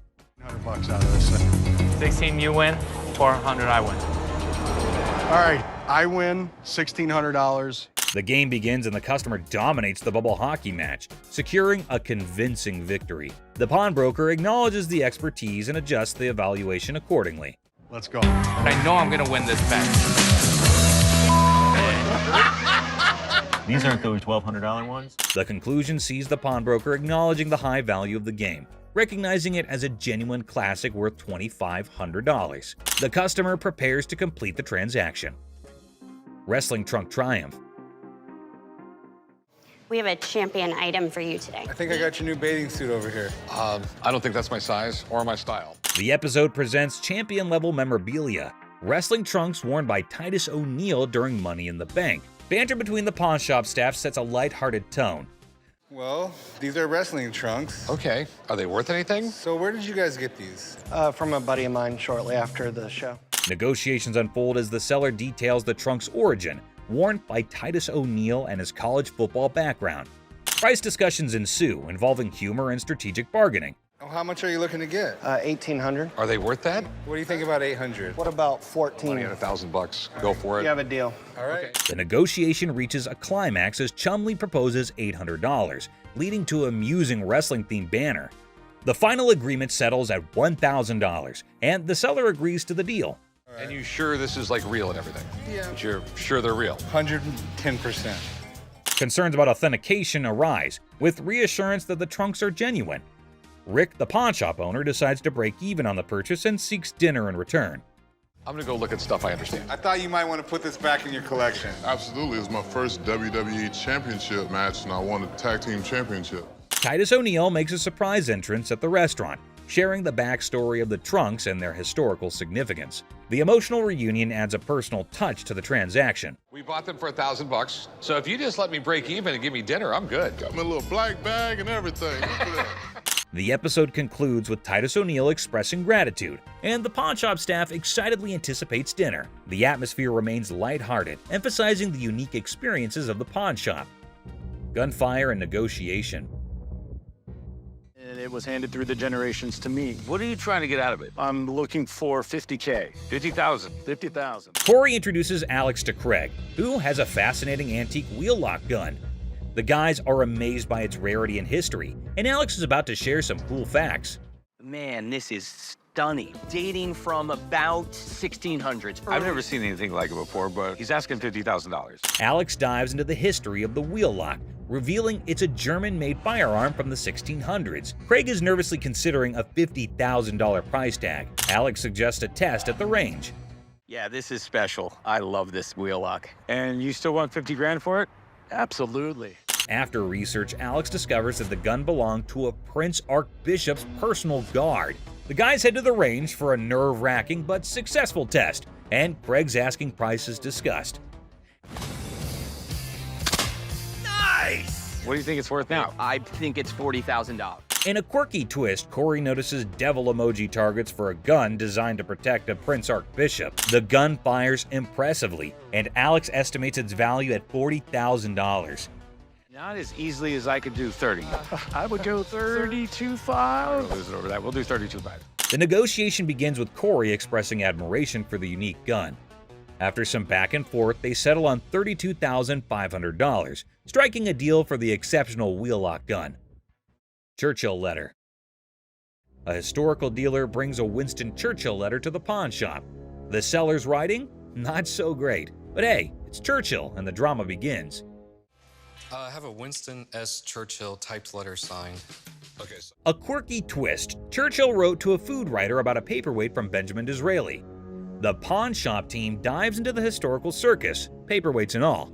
Enter Steve, the expert, unraveling the mystery of Churchill's signature. The magnification saga begins, complete with ink flow discussions and hilarious attempts to decipher the genius's handwriting. A surprise appearance by a 1968 Jack Kevorkian Volkswagen van shakes things up. The chopper deal is done, but now Churchill's letter gets a comedic price tag dance. Negotiations, magnifications, and laughs galore. The thing I do like about this is it's got the writing on it, and I would put the value at the high end of that scope, so probably about $1,500.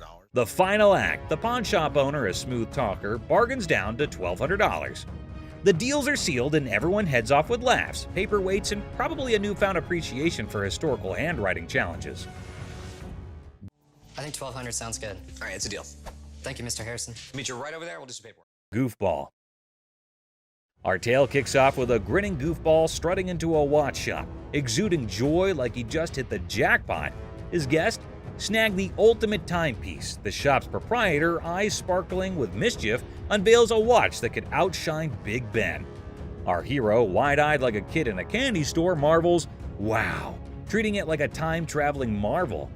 But oh snap, it's tagged at a hefty $75. Cold, hard cash, not Monopoly money. Undeterred, our bold hero eyeballs another watch, a jaw-dropping $599. His face? Priceless shock. Unfazed, he blurts, "Yes, I want it!" Then comes the knee slapper.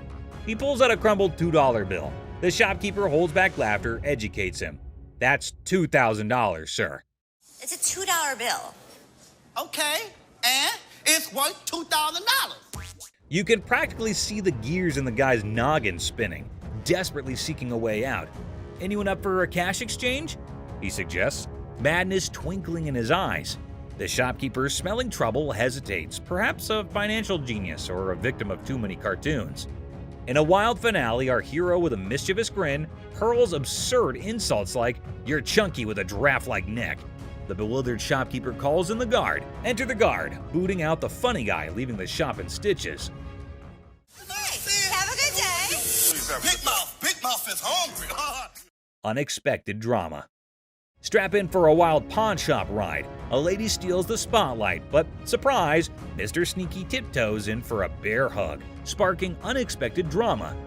Gasps echo as the leading lady jumps, but it's just a playful fella. Great day in American jewelry. Laughter erupts. Who knew a pawn shop could be a comedy club? In this 6-second snippet, the pawn shop transforms into a stage for unexpected antics, surprising and delighting in this unlikely comedy setting. Great day in American jewelry. What can I say? In the chaotic shop hustle, a dude flaunts a watch that could fund a small country. The shopkeeper, hungry for a bargain, attempts a haggling dance. But Mr. Watch Wizard wants stacks on stacks. I came over to sell a beautiful watch. Okay, tell me a little about it. Cue the dramatic moment as the shopkeeper grabs him, yelling, "Hold up, time traveler!" Suspense builds as they investigate. Is it legit or a fancy imposter? Get ready for the ticking truth. So can you come back in about an hour? No problem. Perfect. I'll see you in about an hour. Thank you. Picture our man playing Sherlock, sneakily starting the girl checking the watch. Instead of screams, laughter erupts. A mischievous symphony until the fun police arrive. An authoritative figure sternly commands, "Stop right there." Giggles turn into awkward coughs. Lesson learned. Messing with the timepiece police is no joke. They keep the watch world in check. Somebody had it open. You can see how screwed up they made those screws. Someone did have it open? You can see. Business clash. A dramatic drama unfolds as Mark, introducing himself, seeks business from the owner. Tension builds with background music, setting the stage for unexpected confrontations. Clearwater, Florida, but I have family up here in Northville, and we're starting a towing company, recovery, impounding. Mark pitches his towing business, convinced it's a better venture. The owner, unimpressed, rejects the offer, leading to a clash of perspectives and business philosophies. Well, things happen. We don't have that problem because we have fences around the building. The owner dismisses Mark's proposal, asserting control over his domain. Well, I'm going to give you some paperwork to sign. I wouldn't sign anything because I don't need your services. The comedy irony emerges as Mark persists, unaware of the futility of his attempts to sway the determined owner. The owner bluntly shuts down Mark's pitch, labeling it a shakedown. Listen. No, you listen. You are not coming into my business and trying to shake me down. The dialogue becomes increasingly heated, with the owner refusing to entertain the supposed business opportunity. What would you call it? I call it a business opportunity. I'm not interested. Mark's exit is met with firm warnings from the owner. The situation ends humorously with a comment on Mark's nice car, injecting a light note after intense confrontations. I'll be back. If I were you, I wouldn't come back. Whatever. The gym brawl. So, watch this hulking bodybuilder guy, all muscles and bravado, strutting into a pawn shop with this wrecked workout thing that looked like it went through a blender. He was like a peacock on protein, thinking he set up a magic muscle worm. The shopkeeper, a guy with a face as serious as a freshly waxed dumbbell, raised an eyebrow at the smashed up widget on the counter. Hey man, I need to talk to somebody about this. This piece of junk I bought in here just a couple days ago don't work now, it's broken. Check out this masterpiece, our bodybuilder buddy declared, pointing dramatically at his broken workout thing. It's so messed up. I swear it's doing reverse squats by itself. The shopkeeper, squinting at the wreckage, deadpanned. Reverse squats, huh? Must be the newest gym craze. This thing obviously couldn't handle what I was doing on it, so 2 days later it don't even work, so. But our muscle hero was not giving up. Leaning over the counter, he claimed, "I want my money back." How about you just get my money, and then we won't have any more problems with this, but I need my money back. This thing's more of a comedy show than a workout. The shopkeeper, trying not to crack a smile, said, "Well, it's a one-of-a-kind piece, guaranteed to break the ice at any gym." Or what? Or what? There's gonna be a problem. How about that? What kind of problem is there going to be? Oh no, that's like a WWE scene. Our bodybuilder flexed his words and shoved the shopkeeper. "Give me my money or I'll turn you into a cardio machine for a month." And just like that, the pawn shop turned into a wrestling ring. Don't touch. Come on, come on, man, let's go. The shopkeeper, unexpectedly nimble, fought back and chaos replaced. It was like two sumo wrestlers battling for the last protein bar. Trying to play hero, two guards materialized out of thin air. They grabbed our bodybuilder and his busted gear, dragging them out. We got you. Bring a few more. All we needed was two. Bring all y'all out. Our muscle dude flailed around, still demanding his refund like a sad, deflated balloon. The pawn shop went back to normal. That's it, my man. Bring a few more. There's your machine, buddy. The art of negotiation. So let's see this guy walking into a pawn shop, allowing him to be the next big art dealer with a painting put away under his arm. He's giving off major, "I'm gonna hit the jackpot" vibes. The shopkeeper, with a sneaky grace of a cat burglar, checks out the painting like it's the Mona Lisa 2.0. Our confident guy also spins this wild tale about how the painting formerly belonged to Napoleon's pet goldfish, or some other crazy story. So what you got? I've got a painting from Peter Max. An original painting? Well, I got into a silent auction. The shopkeeper, poker-faced like a pro, goes, intriguing.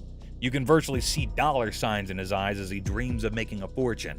Now comes the big moment. Confident guy bravely says, "I want $3,000 for this masterpiece." Let's see if she can close a deal. Yeah, what is the bottom line? 3,000. No way. The shopkeeper, still all mysterious and cool, smirks and says, "I can do 1,500, or you can hit the road." 1,500 and we got a deal. It's like a Western showdown, but with money instead of guns. It's a take it or leave it situation.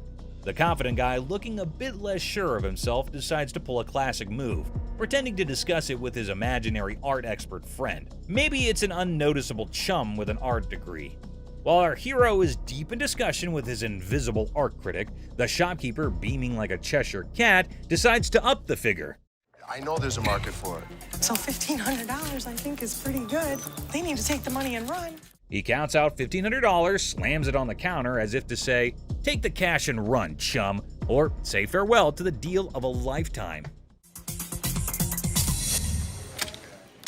1,500. All right. In the end, the confident guy, now looking further confused than confident, grabs the cash and virtually sprints out of the shop.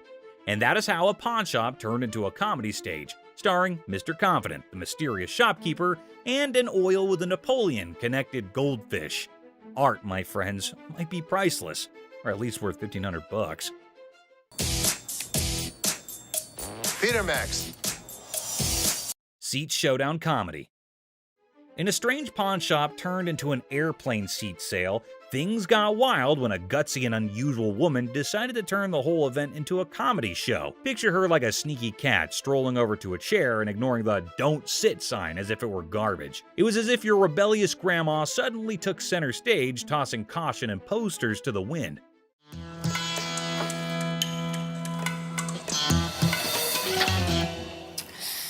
Then in comes the lady running the shop, armed with politeness and a simple request for the lady to give up the seat. Little did she know she was about to get into a funny showdown with our cool and calm customer. The woman, looking super confident and mischievous, said, "Just let me be," treating the chair like her personal throne. Okay, these are for sale. We don't have like a trial and error. Okay, well, I'm not trying to buy them. I'm just trying to try them out. As if that was not funny enough, the secret guards jumped into the blend. The shopkeeper, determined to bring order back, tried nicely to get the bold woman out of her comfy spot. But our fearless main character was not having it, bravely declaring, "You cannot make me move." And what you can do is leave me the alone. Okay. Yeah. Then comes the guard trying to lift her off the seat. Suddenly, there's a big scene. The woman, now a pro at making a show, indicted the guard of bothering her and indeed threw in the surprise of claiming it was sexual harassment. The pawn shop turned into a stage for a solo performance, with our main character making up the script on the spot. No, thank you. You No, you can get your hand up. Get your hands off of me. Get your hands off. But the comedy did not stop there. Wanting to leave with a bang, our leading lady dramatically fell to the bottom, blaming the confused guard for pushing her. The shop, once a place for buying and selling, turned into a theater for a funny play where reality and silliness conflicted in the most hilarious way. Girl, you pushed me! What? I didn't touch you. Did I touch you? And just like that, the woman in the pawn shop left everyone. Guard, shopkeeper, and onlookers scratching their heads, wondering if they had just witnessed the craziest pawn shop show ever. I'm not going anywhere. Do whatever you want. And we can have a staring contest. Joe Sofa Saga. In a pawn shop full of weird and wonderful things, a guy named Joe was on a mission for the perfect SETI. The man was on a tight budget, but his bullishness was as high as his hopes of chancing a hidden treasure among the fine furniture. Well, here's the deal. I just moved from New Jersey. My wife and I. We just bought a house, and she sent me here. She said, "See what you can pick up." Perfect. Let's find some. He spotted a couch that looked like it had been through a lot. The man with a hopeful look asked the shopkeeper if they could clean it before he bought it. Little did the man know, this couch had a history. Spills, stains, and all sorts of weird stuff. The shopkeeper, trying not to burst into laughter, convinced the man it was a great deal without mentioning the hidden surprises. So inexpensive, right? Really? Yeah. I gotta tell you, man, that's nasty. Not giving up, the man confidently sat on the couch, comparing the dirt on it to his shoes. I'll tell you what, my shoes are cleaner than this couch. Then don't buy it. With a serious face, he said, "I'm pretty sure my shoes are cleaner than this thing." He even tried to make a deal, $200 for the not-so-great couch. $397.77. Really? Well, I only got $200. It was a deal only Joe could find reasonable in the world of craziness. The real laughter started when this man, without thinking much, joked that if the couch were the shopkeeper's daughter, she must be a nasty one. The line between funny and awkward was getting blurry. We had a reupholster and I gave it to Ashley. Is that right? Yeah. Is that your daughter? That's my daughter. She must be nasty, too. Out of the blue, a guard, called in by the offended shopkeeper, rushed in like a superhero. Joe was lifted off the couch and thrown out of the store, leaving everyone laughing. Yeah. Walk out. Walk out, my man. The pawn shop adventure had ended, but the story of Joe and the not-so-clean couch was sure to be a tale told with giggles and grins for years to come. Yes, sir. I'm going someplace else. That's the dirty D right there, baby. Comic pawn shop confrontation. Okay, a man is coming towards the shop. Wait, what? Is he coming to have something from the pawn shop? The man asking about her daughter means how creepy it is. Hello, I need to pick up some stuff from my daughter. Is it in pawn? Yes, ma'am. Laughter begins. Everyone around is intrigued to know what had happened to this man. Oh, another man entered into the argument. Let's see what would happen. Man accusing the shop owners of stealing. How crazy this man is, constantly accusing them of being thieves. No, I want the stuff. Yeah, but without the ticket, we can't give it to you. The man is constantly infuriating them and sees he has come out the carbon. Who knows what will be the end of this nonsense fight? Oh, they're about to have the piercing argument. I'm here, I want the stuff now. And what's he gonna do? The man called the guard to throw him out, but see, the man is not in control. He is constantly arguing and challenging them without knowing the fact of the danger he's really in. Oh God, he's challenging the massive guard. The guard stopped him and said, "Don't touch me," but the man was not understanding. Hey, I ain't scared of him! Is he serious? Calling his death to come earlier. The guard, in his fur, sent the man out. The really funny moment for all because the stupid man in his arguments really put him into account. Hey, you can't get... Hey, I want my stuff! I tell you what, big boy! Hey! Battle for sanity. Well, folks, take a look at the pawn shop's front yard. It's like a bustling highway out there. The crowd has formed a lane longer than my grandma's stories. And guess what? The sanity levels are off the charts. It's like a contest for who can stay the sanest. Now, hold your horses because here comes the geniuses. These folks are more interested in the pawn shop than a cat in a laser light show. Well, he's from California. Look at all these idiots. They've gathered like it's the grand opening of the Pawn Shop Olympics. What's the big attraction, you ask? Maybe they're expecting a magic show, or perhaps the pawn shop's secretly giving away free wisdom. Or, here's a wild thought, they're gearing up for a full-scale aggression mission against the poor souls inside. Watch out, world, we've got a pawn shop revolution on our hands. Stay tuned and remember, in the pawn shop chaos, sanity reigns supreme. Good luck, brave souls. That's not. Clueless heist hijinks. Well, howdy there, folks. We've got a Lone Ranger in the pawn shop, sipping on his secret drink like he's the king of mystery. Little does he know, he's the star of a hidden camera show. Talk about being clueless and camera shy. Hold your horses. Looks like our man might be plotting some grand heist, doing his best Sherlock impression.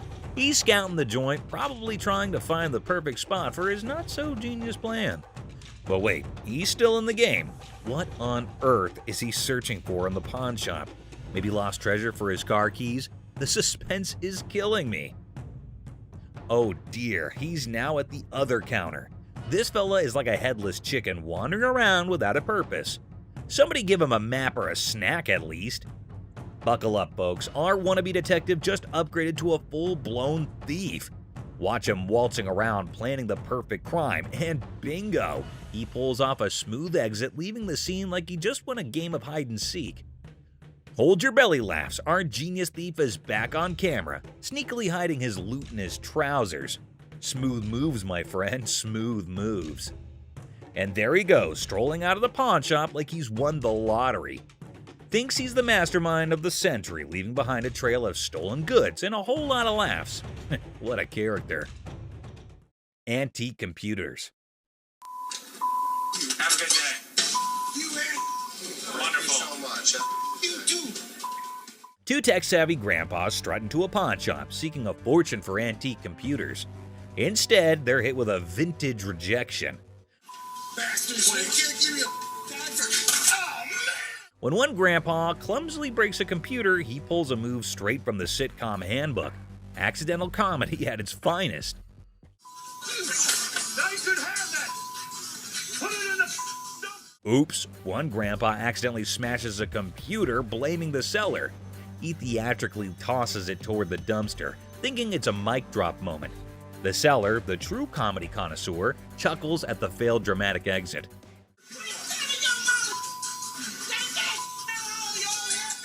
Here comes the queen of sass. A lady emerges roasting the old hillbillies and offering them an A-grade exit.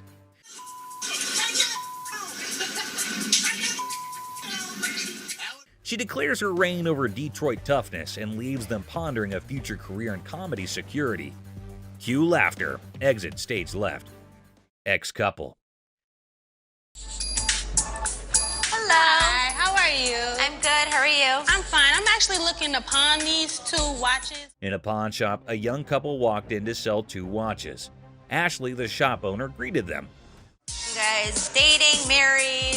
Was engaged, but not anymore. When she asked about their relationship, the boy explained they used to be engaged, but are now exes because both of them cheated on each other. Okay, so you want to sell them, correct? Yes. And how much were you looking for? Despite their turbulent exchange, Ashley inquired about the watch's value. This one I am not interested in because we don't take this brand. You gonna take that brand? Ashley noticed the watch's flaws, and when the girl mentioned a particular brand, the boy claimed it was fake. You are more than welcome, to leave that here and we can send it out to get the crystal replaced. As Ashley attempted to facilitate the watch sale, the ex-couple's argument escalated. Oh, what's she talking We to ain't him? got all Were you day. talking to him? No, you weren't. Shut up. The situation took an unexpected turn. You never had no life before me. I won't. You never had no life before me. Girl slapped the boy, turning the pawn shop into a battleground of emotions. Had no life before me. Let's go. Let me go. Let's go. Let me go. The situation escalated post-slap as the boy, fueled by anger, forcefully dragged the girl outside. I walk outside and the lady comes back for her watches. I wish you luck. Ashley returned the watches to girl by going toward them and wishes them good luck. Shark costume.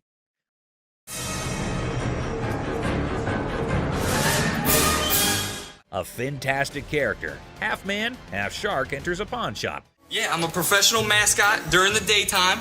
At night, I'm a dancer. Claiming to be a daytime mascot and a nighttime dance sensation. $800, that's all I want. This guy is so bizarre. Les, skeptical, questions the shark man about his $900 financial request, leaving the room stunned. Don't they have those in Halloween costume stores? Les dismisses an awesome shark costume as a Halloween costume, but Rick takes it on, turning the pawn shop into a makeshift underwater comedy club, despite Ashley's rejects due to an unpleasant odor. See? It works. $800. Les, a pawn shop owner, is captivated by a customer who demands $800. You're missing a speeder. Oh my God. But when he reveals his naked self, Les's jaw drops. Hey, where's Ashley going with the naked guy? Tom, between amusement and disbelief, Les performs the quickest eviction in pawn shop history, leaving the customer high and dry. Ching Chong TV. Girlfriend's about to fly back home without me. I have no money. It's the only way I'm gonna be able to go. Right. I want $200 for it. 200 for that? A hat-wearing kid strolls into a pawn shop, hoping to score $200 for his TV. The seller, feeling frugal, counters with a generous $15. What brand is that? Ching Chong. The boy, trying to lighten the mood, drops a Ching Chong brand joke, turning a place into a comedy club for skeptical sellers. 200 for that? Yeah. Never gonna happen. 13-inch TVs are selling for $15. Our persistent TV peddler keeps pushing for more cash for his 13-inch Marvel, but the savvy seller sticks to his guns at $15. Come on, please. I don't want to get stuck in a tray. The boy, desperate to impress his TV-loving girlfriend, gets sadder than a clown without his makeup. Girlfriend's about to fly back home without me. I have no money. It's the only way I'm gonna be able to go. Right. I want $200 for it. 200 for that? The seller, unamused, directs him out, ensuring love won't cost him more than $15 today.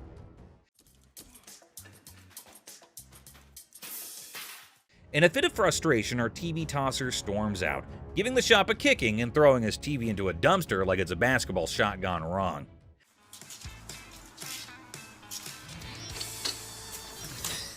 The seller, shaken but not stirred, mutters, "Idiot," and commands him to exit. You're gonna make me leave? Pretty much. Get the f out of here. Get off my property. Asserting his control over the TV tossing theatrics. It's a dumpster diving comedy masterpiece in 3 acts. Brain, not brawn. I got a loan on my wife's ring. Yeah? And when I first started coming here, I got a VIP card. I got more on the loan. Now you guys put me to a gold card, and I get nothing out of it. A bald customer, frustrated over a loan on his wife's ring, seeks resolution from the manager over a VIP card upgrade and the perceived lack of benefits. Tensions rise as they discuss the situation. No, the VIP is the gold. They're both one the same. We offer a promotion at American Joy and Loan. It's called a Gold Card membership. It gets more money in people's pockets if they want to get a loan and allows you to save money if you want to buy something. The pawn shop employee tries to explain the gold card system's benefits, but the customer remains frustrated.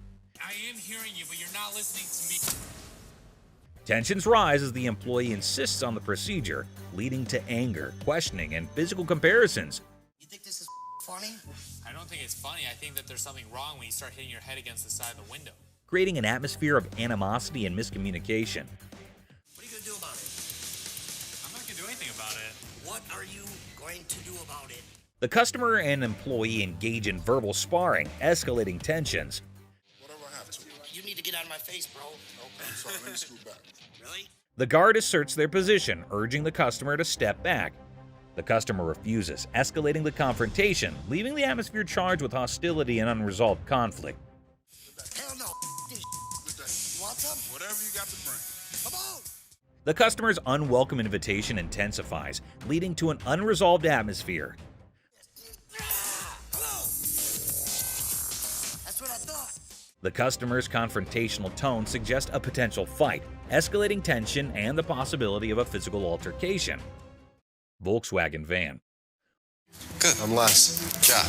What the hell is it?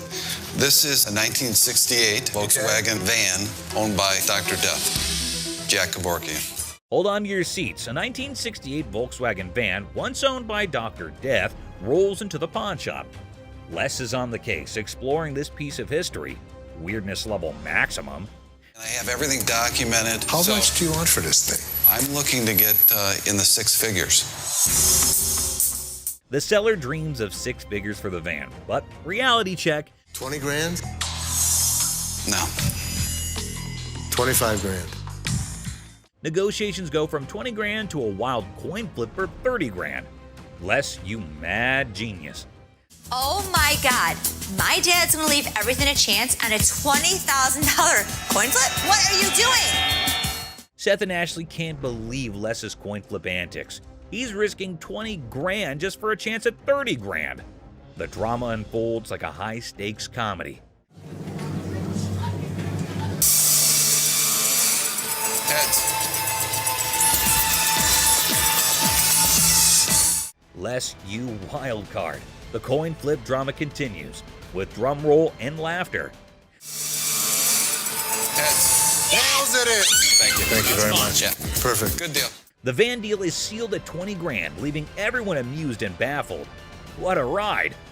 No question. I proved to my kids I still got it. Les, the coin flipping legend, celebrates his 20 grand win. Laughter echoes as the deal concludes. The van's bizarre journey adds a hilarious chapter to pawn shop history. Ring drama. So what can I help you with today? I got this ring right here. I wanted to get it appraised, see how much it might be worth. Hey, listen up, people. Commodity Wild just happened at the original pawn shop. Imagine this dude who looks like he just rocked out at a concert stepping in, holding a ring that has probably seen more action than a library book. The crazy twist? He's not there to show it like a rock star. He's trying to sell the thing. I also wanted to know how much you guys would give me for it. Like as a pawn, and then I pay it back. Okay, when I give you an appraisal, that's not how much I'm gonna give you in pawn.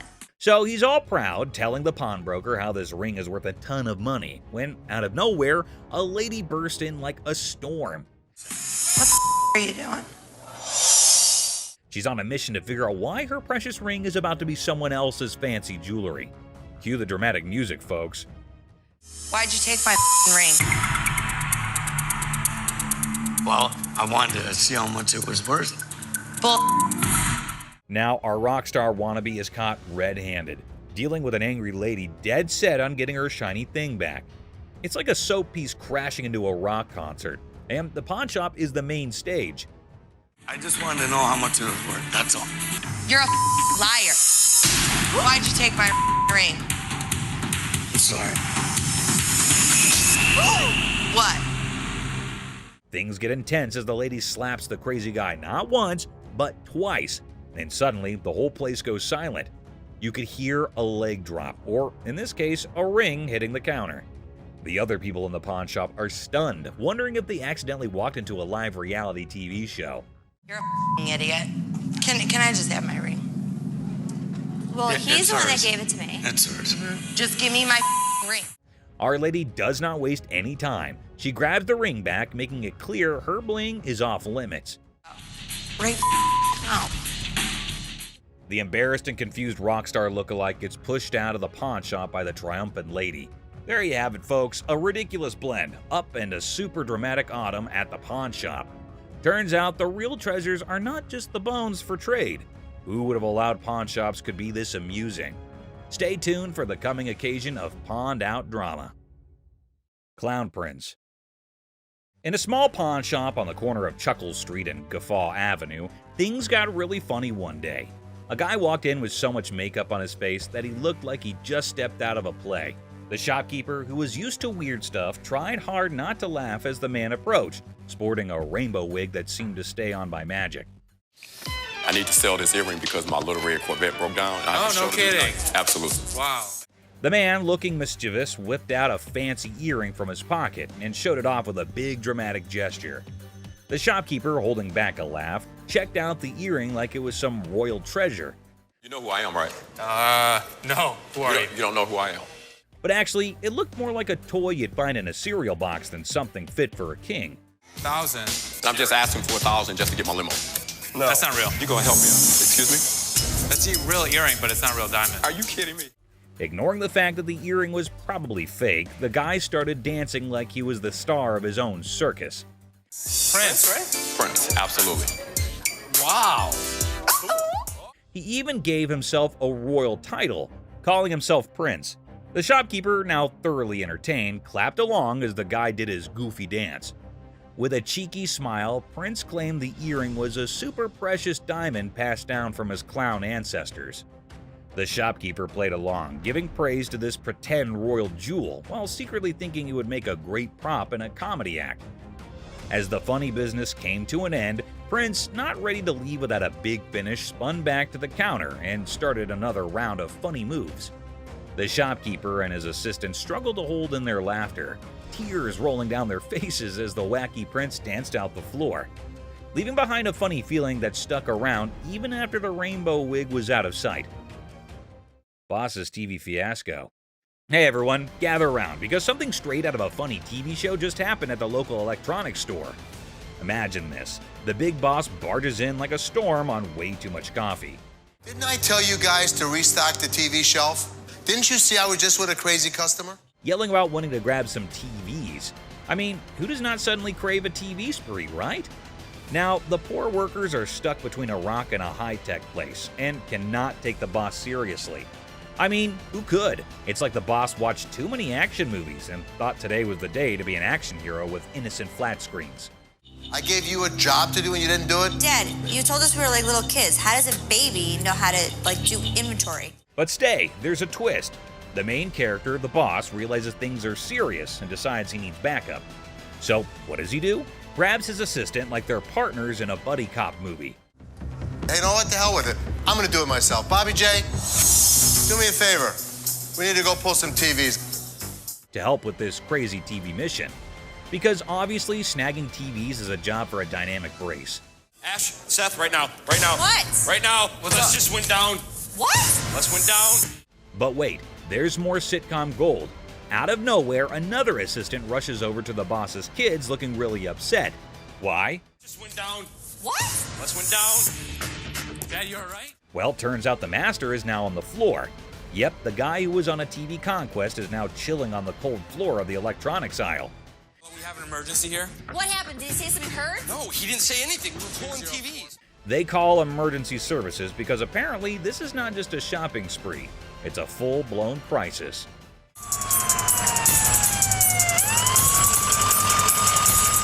And then comes the ambulance. The daughter dramatically points at the approaching rescue vehicle, as if it's the hero cavalry coming to save the day. My dad's always been the strongest person I know, and right now he's completely helpless. I can nearly hear the wacky sitcom music playing in the background. It's so crazy, snaggletooth, and, well, just another day in the unpredictable sitcom that's real life. Stay tuned for the coming episode. People more adventurous with the boss and his search for TVs are coming your way. Crazy Store Comedy. What's up, Grandpa? Where's your costume at? There. Corey, that's not a costume. In a super silly store, there's this hilarious pair that could out-funny any comedy show. Watch this, an old grandpa wearing a hat that is seen way too many times, with a black band covering one eye. Right beside him is his son, with a hairband that seems to have its own crazy magnetic pull. A mix of colors that should not make sense on air.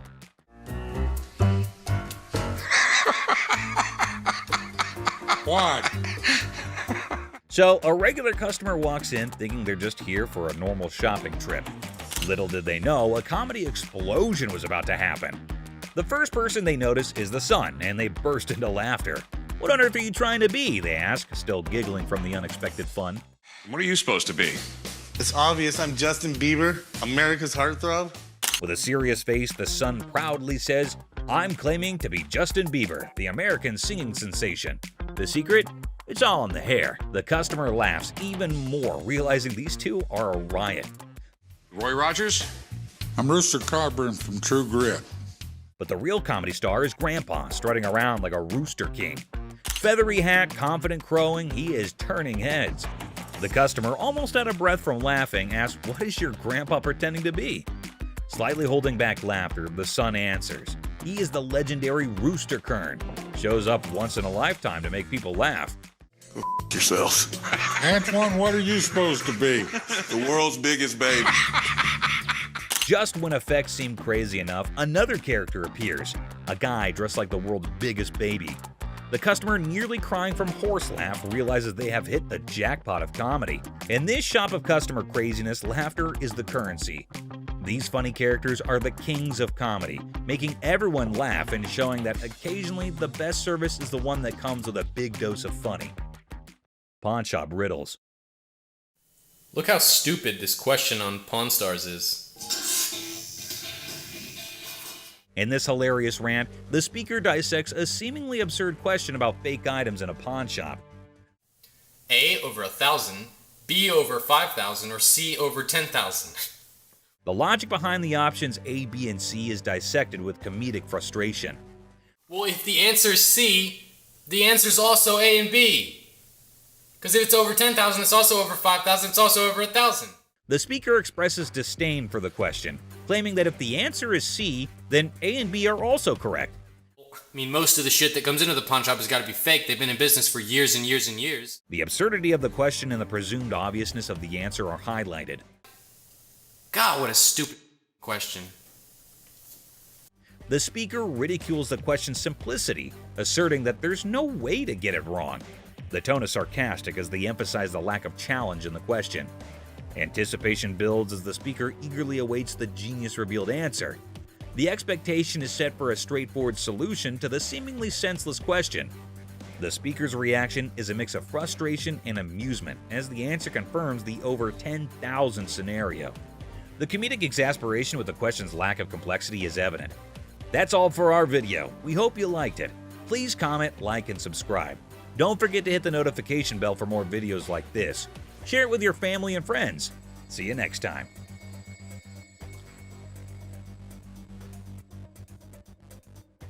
I mean, most of the shit that comes into the pawn shop has got to be fake. They've been in business for years and years and years. God, what a stupid question. Michael expressed interest in buying it for their collection. After negotiation, they settle on a price of $3,500, considering it's for charity. Seth shares his personal connection to wrestling matches with his father, adding sentimental value to the purchase. I don't have that kind of money. All right, you, all of y'all, bitch. If you want some help, talk to us like a human being. Aloha. Thank you there. The woman gets angrier and calls Ashley names. Ashley stays calm but tells her to talk respectfully. The woman leaves angrily and this situation doesn't get resolved. on picking up very expensive pieces grabs Les's attention.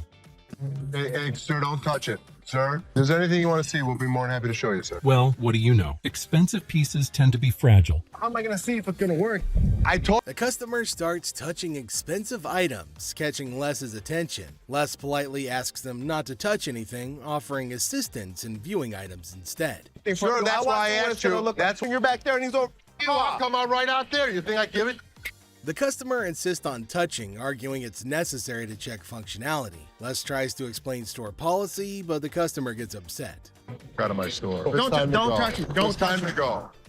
You're lucky you got some. The customer's frustration grows, prompting Les to ask them to leave for disrupting the store. Les firmly directs the customer to leave, highlighting their luck in having assistance. Jersey just moved into the town and is on an errand from his wife. My wife and I, we just bought a house and she sent me here. She said, see what you can pick up. Let's find some. I'll bet you can make. A middle-aged man from New Jersey, recently moved into town, is running an errand from his wife to find furniture for their new house. He spots a couch in the store and expresses interest in making a deal. After looking at a cheap couch, the customer notices that the couch is dirty. You gonna clean all that up before I buy it? That's why it's so inexpensive. I gotta tell you, man, that's nasty. Our used furniture sometimes has things. While checking the couch, the customer notices its dirty condition and questions if it'll be cleaned before purchased. The store attendant explains that the low price reflects its used status, which includes some dirtiness typical of secondhand items. Really? Well, I only got $200. After sitting down to give the couch a try, the customer begins being disrespectful to Les. And let me try this. What? My shoes are cleaner than this couch. Then don't buy it. Make me a deal. I got cash in my pocket, man. Wow. The man doesn't like how the couch looks and tries to pay less for it with the money that he has. He starts being rude, saying bad things about how dirty the couch is and insulting the store. I bet you're the mother that's been sitting on here farting. This was actually my couch. We had a reupholstered and I gave it to Ashley. When the comment reaches Ashley, Les's daughter, Les has enough of this customer. Is that your daughter? That's my daughter. She must be nasty too. The customer's derogatory comments extend to Ashley, Les's daughter, who works at the store. Les, the owner, has had enough and confronts the disrespectful customer, defending his daughter and the store's reputation. How we doing in the deep? Les decides to end the interaction, urging the customer to leave the store. The customer, unwilling to change his behavior, decides to go elsewhere, ending the encounter on a sour note. Excuse me. Hi. Hi, I have a question for you. Yeah. Okay, I went to get my purse back to make my payment. She's telling me this is expired. That's my purse right there. That one right there is black one. So I want to know why it's out there. A girl approaches Ashley in the pawn shop with a question about her purse. She claims that her purse, which she points to, was wrongfully labeled as expired, and she demands to know why it's out for sale. My purse right there. How do you know that's your purse? Because I know my purse. Here's the money. I want the purse. Want that? If you don't give me the purse, I'm going to climb over the counter and get it myself. Give me my purse. The girl argues that the purse refers to her and displays money, as evidently, Les decides to eject her from the shop, ending the encounter. You guys seen the 32 Roadster? I haven't seen it, son. Someone probably stole it. It was parked in the warehouse. How could someone steal it? A high-tech thief could get into this warehouse easy. Rick becomes anxious when he learns that Corey took the expensive 32 Roadster to the gym, fearing potential damage to the valuable merchandise. Have you guys seen the 32 Roadster? I haven't seen it, son. Someone probably stole it. It was parked in the warehouse. How could someone steal it? A high-tech thief could get into this warehouse easy. All you have to do is cut a hole in the roof and lift it out with a helicopter. Pick the lock. The conversation shifts to the possibility of the Roadster being stolen, with various theories proposed, including high-tech theft methods like using helicopters or hacking into security systems. Roadster around? I'm not driving it around. I just took it to the gym. That's driving it around. The thing is in perfect condition. What if you wreck it? What if you ding it? What if you scratch it? I'm not an idiot. I'm your partner. Rick says he didn't drive the Roadster just for fun. He says he only took it to the gym. He defends himself from being called careless. He reminds everybody that he's a partner in the business. I can't believe my dad's giving me a hard time about this. I mean, what's the point of owning a pawn shop? Tensions raise between Rick and his father as they argue over the handling of the Roadster. Rick feels frustrated by his father's skepticism and restrictions, questioning the purpose of owning a pawn shop if he can't enjoy its items. Later found out that the car was not nearly worth $68,000. His expert had failed to notice that the car was a hot rod. Later, Rick learns that the Roadster is worth a lot more than he realized, valued at nearly $68,000 due to its hot rod modification. So what can I help you with today? Got this ring right here. See how much it might be worth. Okay. I also wanted to know how much you guys... A customer brings in a ring for an appraisal and to inquire about pawning it for cash. He seeks to understand its value and potential loan amount. What are you talking about? You said you were coming in to get a receiver. Why'd you take my ring? Well, I wanted to see how much it was worth. Bull. Why'd you take my ring? Yesterday you said you needed bike parts and didn't have the damn money, and all of a sudden you got my damn ring. The problem started when Les checked the ring to see how much it's worth. The customer. However, Ashley stands firm, recognizing the futility of the scam and the level of wrongness involved. It's like trying to sneak a peek at the answer key when the teacher is watching. Yeah, that's not happening. First of all, don't talk to me like I'm an idiot. Give me my purse or I'm going to come over that counter and get it myself. Oh my God. Get your hands off me. Nice thing. Let's go. Walk yourself out, You. With a swift resolution to this failed escapade, the girl finds herself unceremoniously escorted out of the store. Lesson learned. Ashley's scam radar is always on, and jumping over counters won't get you far in this pawn-filled drama.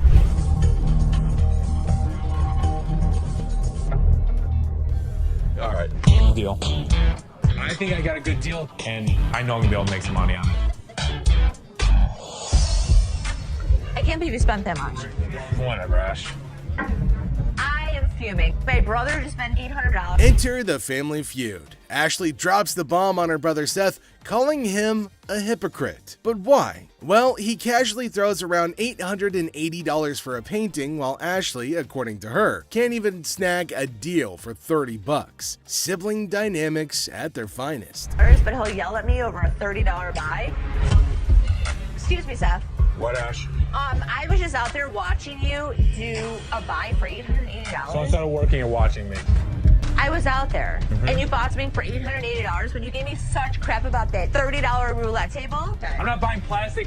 I'm buying stuff that we can actually resell without a problem. You will never resell that. They will sit in the back and rot. Are you kidding? We'll put it around the showroom corner. We're gonna make $1,000 plus on the deal. Really, Ash? You know I'm gonna be able to say. The plot thickens as Ashley confronts Seth about the apparent double standards. She probes into the intricacies of spending $880, questioning how bad it could be. Seth, in classic sibling fashion, argues that his purchases are all about resale value, a concept he conveniently forgets when it comes to Ashley's shopping habits. According to him, he's the revenue guru. You are just a hypocrite.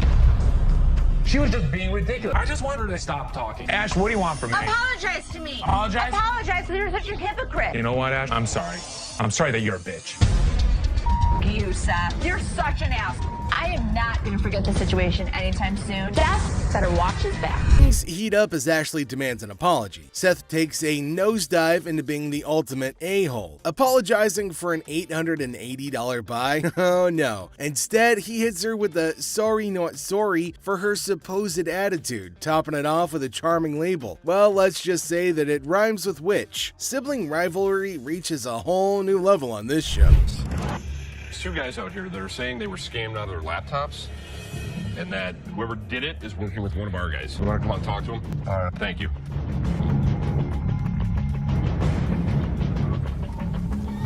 Who is it? Les is hit with some unexpected news. A few guys claim that they've been pawned by a girl from the staff. Les, ever the detective, approaches the situation with a mix of suspicion and humor, wondering aloud if he's either unintentionally swindling customers or if bizarre customers have taken up a new form of thievery. Tell me. She pawned 2 of our laptops, and she told us she was gonna bring them out to the back. Some of it being, Okay, wait. You pawned something? Yes, she had to take it to When did you herself. pawn it? Today. Today. She Okay. had to take it to herself. And the money? Yes. These two kids come in and talk about have some girl pawn 2 laptops. The plot thickens as 2 disheveled DJs step into the scene, laptops held hostage. The atmosphere turns somber as the weight of the situation sinks in. It's a strange occurrence that has everyone wearing expressions of confusion and concern. Les, with his seasoned cool, casually queries about the laptop's ownership, revealing they're registered under the mysterious girl's name. Split the money 3 ways, and one of my employees was gonna walk it out the back door. Either this is a new way for my employees to steal from me. To contact the owner because we want to. I am the owner. I'm just trying to switch the ticket so she can't have it. And it's in her name.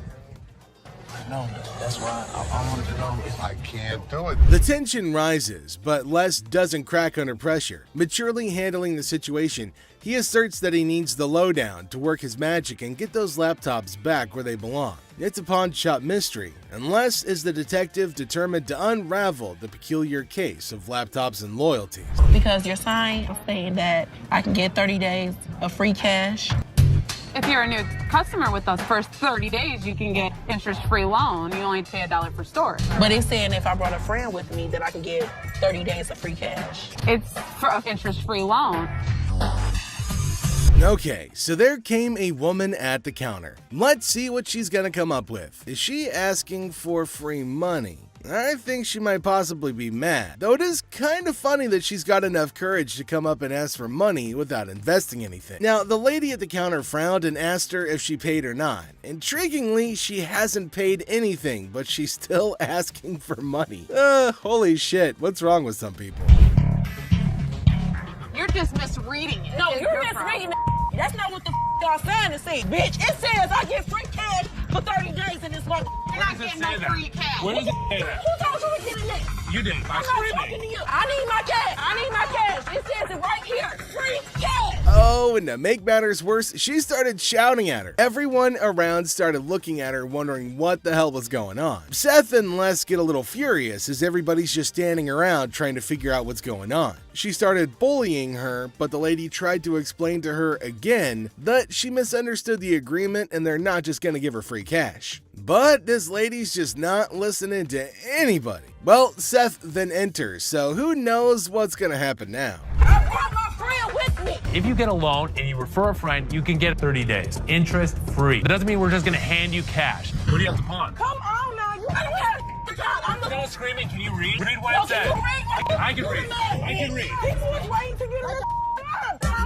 You don't have to pawn. Shut the Les entered and asked her whether she read the whole document or not, and she was not listening and constantly arguing and pointing to them as if they had done something wrong. Meanwhile, other women decided to intrude, and oh my god, it's gonna be funny. Looks like they've all decided to have a fight in the pawn shop. Wonder how that's all gonna end. And it looks like Les is gonna join in too. The other woman that just jumps in the middle. You gotta get in that line. People need to get out of the you gotta go.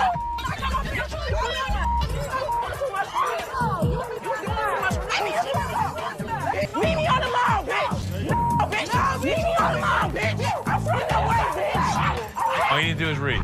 Now see the other women get in and start shouting at her as everybody behind her was waiting for her to get out of the queue. So they started fighting and now they're all having an immense fight. Everybody around is watching and laughing at them. Well, the guard had to go and break everything up. Well, at least they're all gonna get treated the same way, especially the one who created the mess. Pretty sure they're gonna hold him up and throw him out. And there they go, they're still shouting and fighting with each other as well. They really wanted to go at it, so we let them go at it in the parking lot for a little minute.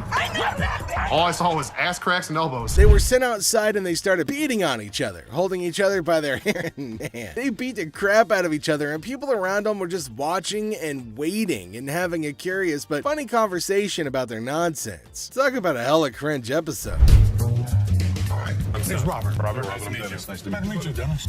Yeah, I got an item here. Might be interested in. Okay, so there's a guy coming into the pawn shop with something in his hand, maybe a poster. But what's it for? He came to Seth and the other man and showed them this poster. Now it feels like they're interested in it and there might be a handsome deal between them. Detroit Lions players had signed. Did you drag it in? So during the flood, I seen it down there, and that's when I pulled it out. She went down there and she supported these people, and while she was walking the picket line, she would gather signatures. You got Williams over here. That's what, Steve Farkas?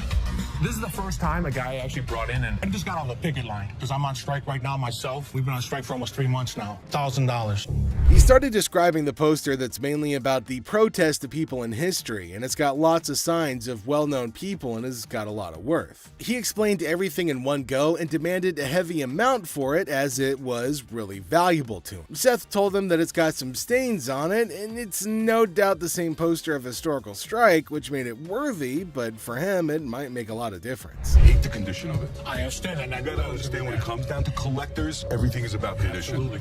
And I'm sure if your dad saw this, jump on the heartbeat. Seth and the man explained that it's not about the worth that he's asking for, in terms of thousands of dollars, but it's also about the condition of the poster, and it's not in a very good one. The man is continuously arguing that it's got signs all over it. If Les has seen it, that he'll definitely be surprised and definitely pay more than $1,000. Well, as for Les, he just came in. Sharper. They need to make an effort to close these deals quickly. Through my research in that, I seen personally that one just like this, Minto, and he got $950 for it. Right, so if that was mint, why would you want $1,000 for this? He only had one signature. I have at least a dozen. But with this tear up here, Yeah, and the and condition it's in, the water stain on the bottom, it's just a hard thing to sell. Yeah, but even though it's in this condition, how many of it exist? Very rare. And it's uncertified. Right. You know. I'll sell for $5. Les judged the entire piece and told him that he's asking for too much, and later on they further described that it's torn from the top and the bottom, and it's also got damage and they can't pay more for it. But he still won't agree to pay for it. But he did say that he'd charge $500 off of the amount, but they couldn't reduce it any further. Value? Let's make a deal. $75? No way. Who's gonna buy it from you? I'll just put it back in my basement, let it collect dust. Offering you just $100 cash money right now wouldn't make a difference, you're saying? 200. Nobody in life is ever gonna offer you more than us. According to Seth, it's a historical and cool piece and might be a profitable deal for them. So he asked the man if they'll pay $750 for it. But the man was stunned and said that they're paying too little. He said that you should pay more, but Les is arguing that no one can pay you more than this. You change your mind, we'll honor the 100. Which would you prefer, 520s or a $100 bill? 520 seems like more, wouldn't it? 520s. That's to me. 520s right now. 100 hours. Take it or leave it. 520s. Got a deal. $100. Thank you. Thank you. There's no question. It's a one-of-a-kind piece yet. It's a little bit of damage on it, but it's got a lot of autographs. I know we're going to make a profit. He asked for $200, but no, it's not going to be a good deal, and they told him to leave. The man in need got a severe shock and held up the poster thinking. Les again said that they can't pay more than $100, and after some time of quietness, they agreed to the deal. Finally, the happy deal was made.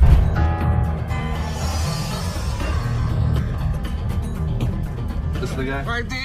Here they come again. Les? Hi, how are you? I'm Attorney Kyle DeQueef. So there's a man, probably an attorney with two ladies along, coming inside towards Les at a pawn shop. Now, Les knew about it before. He asked for Les, and fortunately, he was at the counter. He asked why they had arrived at the store. He's retained me to represent her in regard to a ring. Okay. My client brought in a $10,000 ring here, and she wants to either collect the remaining money owed to her on the ring or get the ring back. She's got a receipt. Let me right explain here. to you. This is a counterfeit ticket. He said that he came here for the ring, which they bought from these ladies for $10,000, but they didn't pay and gave them the receipt. Now, he put up the receipt and showed it to Les and accused them of cheating and stealing from the women and taking their expensive ring. But Les was cool and controlled his anger. Whoever produced this ticket didn't understand this is the amount of numbers that are here. Okay. Number two is state law mandates that we print the law in a 12-point font. Okay. This is much smaller. That is some bull. It may be bull, but that's the truth. I don't know how I got mixed up, but There's the game-changing point. Les, after listening to him, explained that he will reveal the truth now by showing the real receipt that they had. He went and came back with real receipts that they've been giving to the customers. There, he spotted major differences. He notified him of the major changes in the receipt that he brought. The man looked rather weak and stunned in response. printing wrong or whatever, but this is the ticket he got from here. He didn't get it from him. He didn't get it from him. So now we just liars and we just come I'm here. not saying that you are. So you trying to send my son a lie? I wish I had better news for you, but That's bull. That's bull. The numbers don't match up. The paper stock doesn't match up. This is a fake. Now you side with them. You're not representing us. If I don't get my ring or my money for them, how you gonna get paid? The attorney turned to the women, but oh my god, they're still accusing Les of having given them the wrong receipt and asking the attorney to take the money from Les. The man, being down on himself as you can see, argued with. The man showed the evidence to the ladies and told them that they were having the wrong receipt, but they continued to argue. The ticket, how about that? No, I don't believe that the store gave you this ticket. Nah, well, I don't believe you a real attorney. We ain't got it right. This boy, somebody better give me my money. Yeah. He's my attorney. You, him, security. Have a nice day. Nah, you got me, bitch. Sorry, young man. The ladies started harassing both of them and started using personal attacks. They were all arguing amongst themselves. Pretty crazy. The attorney went back as he can't do anything for the ladies. How are you? I'm doing okay. What can I help you with? Either trying to get a loan on it or you guys can buy it. Trying to sell it for maybe like $150. $50. Why is it $50? The certificate and everything is in there. And the bag costs actually way more than that. Well, if you can tell, it's actually stained. Okay. All through here. I'm trying to sell it for $150 or get a loan for $75 instead of the $50. Yeah, I wasn't interested in more than 50. If you know purses, then you know the. As our unsuspecting customer strolls into the kitchen at Chaos, little does she know what's cooking today. Ashley, patiently bracing herself for another round of absurdity, politely inquires about what the customer's looking to offload. The girl, blissfully unaware of the purse's actual value, confidently suggests a price that's almost a steal. It costs way more than that. Okay, but I'm not going to pay you for the amount that you think it's worth because it's stained. This is not one of the newer ones. This is not this season. I know about purses. It was torn. It was stained. It's not even the last season's bag. The thing is old. But you still willing to buy for $50 though, so if it wasn't worth it. And now the plot thickens. The lady asserts that if Ashley truly understood purses, she'd gladly accept the offered amount. However, Ashley, standing firm in her claim that the purse is torn and not worth more than $50, creates a hilarious clash of valuation difference. We even say $50. So they didn't say it wasn't worth it. Can I talk to somebody else? I don't want to talk to your pepperoni looking ass. Can I get somebody My pepperoni looking ass. Pepperoni ass? I don't even know what that means. She take a look at her own ass? Can I get somebody else to talk to? It don't even matter. I don't have to talk to you. And I don't talk to you either, so why don't you go home? Leave Can our I store. talk to somebody else? Why do I have to talk to you? Because You disrespectful. I'm disrespectful and you call me a pepperoni ass? Ugly ass bitch. F you. And it's time to cue the drama. Ashley throws out the bold figure of $50 and it hits the customer like a curveball she wasn't ready for. Feeling the heat, our lady teeters on the edge of diplomacy and blurts out the unforgettable line. She labels Ashley a pepperoni ass and decides that she'd rather chat with anyone but her. Talk about spicing up negotiations. 3 males walked into a pawn shop. One of the suspects stood at the door as a lookout while the other 2 suspects walked directly over to the display cases. So, like, these 3 guys roll into the pawn shop, just casually strolling in. The other 2 guys, they head straight to the fancy display cases. It's all got suspicious vibes. And then, bam! One of them whips out a sledgehammer and starts smashing the glass. Things are starting to get pretty wild. At some point, a customer from the place is seen leaving calmly while the lookout tells her to hurry up. The suspects appeared to be wearing heavy-duty gloves in order. At one moment, a person from the shop strolls out all calm, and someone's keeping an eye on her, urging her to speed up. The people thought to be involved seem to have on these tough gloves, maybe so they don't get any cuts. Not to get cut while removing the glass from the cases. Both suspects placed the jewelry and many other valuables in the bags. So when they took off the glass from the cases, both of them put the jewelry and lots of other valuable stuff into bags. After that, they hightailed it out of the store in a black Mercury Marquis. Case at? Where the case at? Where is it at? Where he put them on? The guy storms into the pawn shop all worked up and starts shouting about a missing case. He's demanding to know where it is, and he appears to be accusing the staff of removing it. The feeling of stress in the air is increasing, and it's obvious that something is wrong.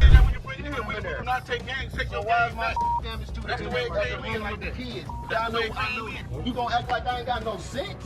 He's accusing us of taking games out of his unit. Look at the ticket. It never said with game. The atmosphere gets even more intense as the guy accuses the pawn shop of messing with his games. Les, the cool guy at the pawn shop, stands his ground. The customer's getting more agitated, making accusations and even talking about blowing up the place, which is just adding to the chaos. I'm going to do it.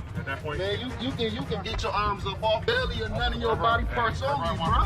After all the stress I have, the last thing I need is a customer causing a scene. Despite the escalating situation, Les stays calm. He tries to talk sense into the upset customer, especially with a big event coming up the next day. I know how to walk. I ain't illiterate because I potted a week and y'all motherfuckers in my middle know they put them motherfucking games in there. And you wasn't even standing there when I potted it. Somebody need to blow this place up.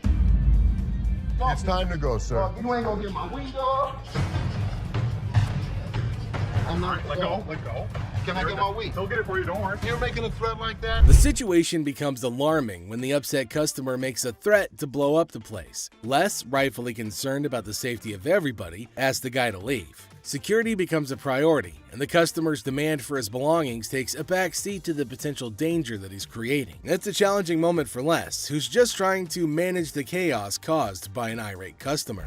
How's it going, man? What's going on, man? Everything good. How about you? I'm doing good, man. Good. What can I do for you? Let me get at least like 400 for this watch right here. What can I do for you today? Can I get like 400 for this watch right here? It's worth $820. Les, chilling at the pawn shop, notices a guy walking in, watch in hand. Les, being friendly, asks how things are going. The guy, hopeful, wants $400 for his watch. Les, the cool pawn detective, calmly discusses the watch's worth, revealing it's valued at about $82. Yeah, man, tell me the truth. What'd you really pay? Telling you the truth, man. Come on, give me four for this watch, man. Come on, man. We deal in high-end watches. This was worthless. Nothing for us to deal with. Come on, give me like $450 for this watch. You're yelling at me.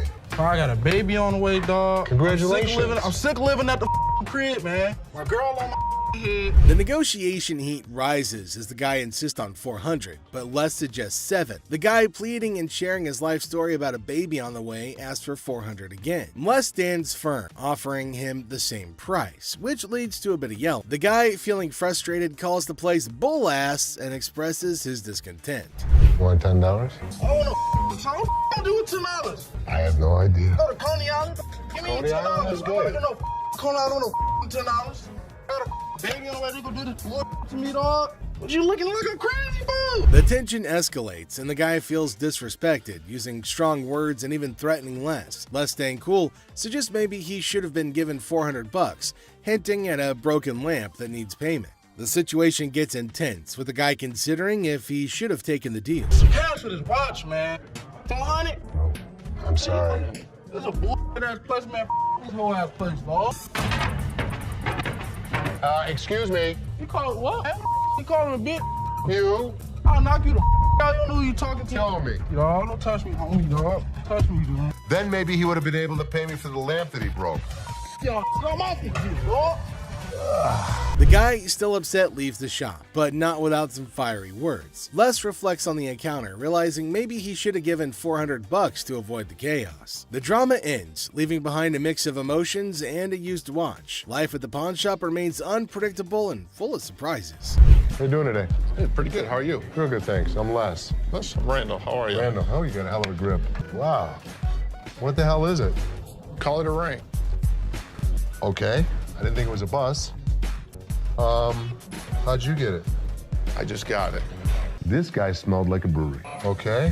How much did you want? I'd like $500 for it. Why? Why? Because I need it. Yeah, I got get 2 DUIs. A person walks into the pawn shop, catching Les's attention. Things start getting interesting right away. The person wants $500 for a ring and shows it to Les. Les, being curious, asks where the ring came from and why they want to sell it. The person gets really mad when Les asks questions. The intensity in the air rises as the person angrily explains why they're selling the ring. Les stays calm, making it a surprising and dramatic moment in the pawn shop. Well, if it was gold, I'd give you more than $500, but it's not real. I know it's worth $500 and you're gonna give me $500. Well, actually, this was gold, but it was brass. It had no value. I understand. You have court issues. The problem is, I need $500 for it. I'm sure you do. Man, I don't know why you do.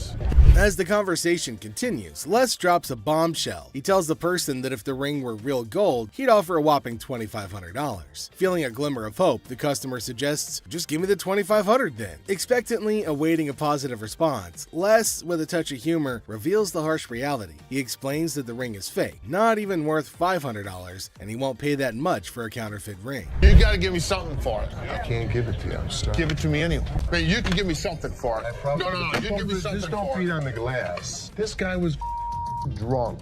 You give me that ring back. Give me that. It's the. I ain't going nowhere. Man, get away from me.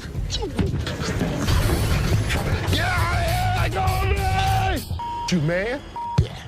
In the midst of the ring discussion, a security guard quietly enters, taking a position behind the customer. The customer, desperate, pleads with Les to give him something for the ring, but Les, staying true to his detective skills, rejects the plea, emphasizing the ring's fake nature. Les, sensing trouble, comments that the customer seems drunk, adding another unexpected twist to the escalating situation. As the rejection sinks in, the customer, unable to contain his frustration, sits on the floor, declaring that he won't leave. The tension peaks as he becomes increasingly aggressive. The guard steps into action, forcefully dragging the defiant customer out of the store. But despite being escorted out, the customer continues to yell and make a scene. Oh boy. I see you sweating. Yeah. Must be hot outside. No, I was doing karate outside. You're doing karate. And judo. I'm Bruce Lee's sister. Really? Yeah. As the door jingles, a woman strolls into the pawn shop rocking winter clothes in the summer heat. Now she's chatting with Les, teasing him about the sweltering weather. She even claims to be a martial arts pro, throwing around Bruce Lee's name. The banter kicks off with a request for a karate move demonstration. She said she was Bruce Lee's sister. So what you got? The atmosphere takes an unexpected turn when the woman unveils a unique item, a mysterious fox mink. Les, unfamiliar with such creatures, engages in a lighthearted conversation to understand more about this fox mink. The woman, with a hint of mystery, reveals her intention to sell it. A mink fox? I don't know. I'm not into animals. Fox. I've heard of fox. I've heard of mink. So fox mink.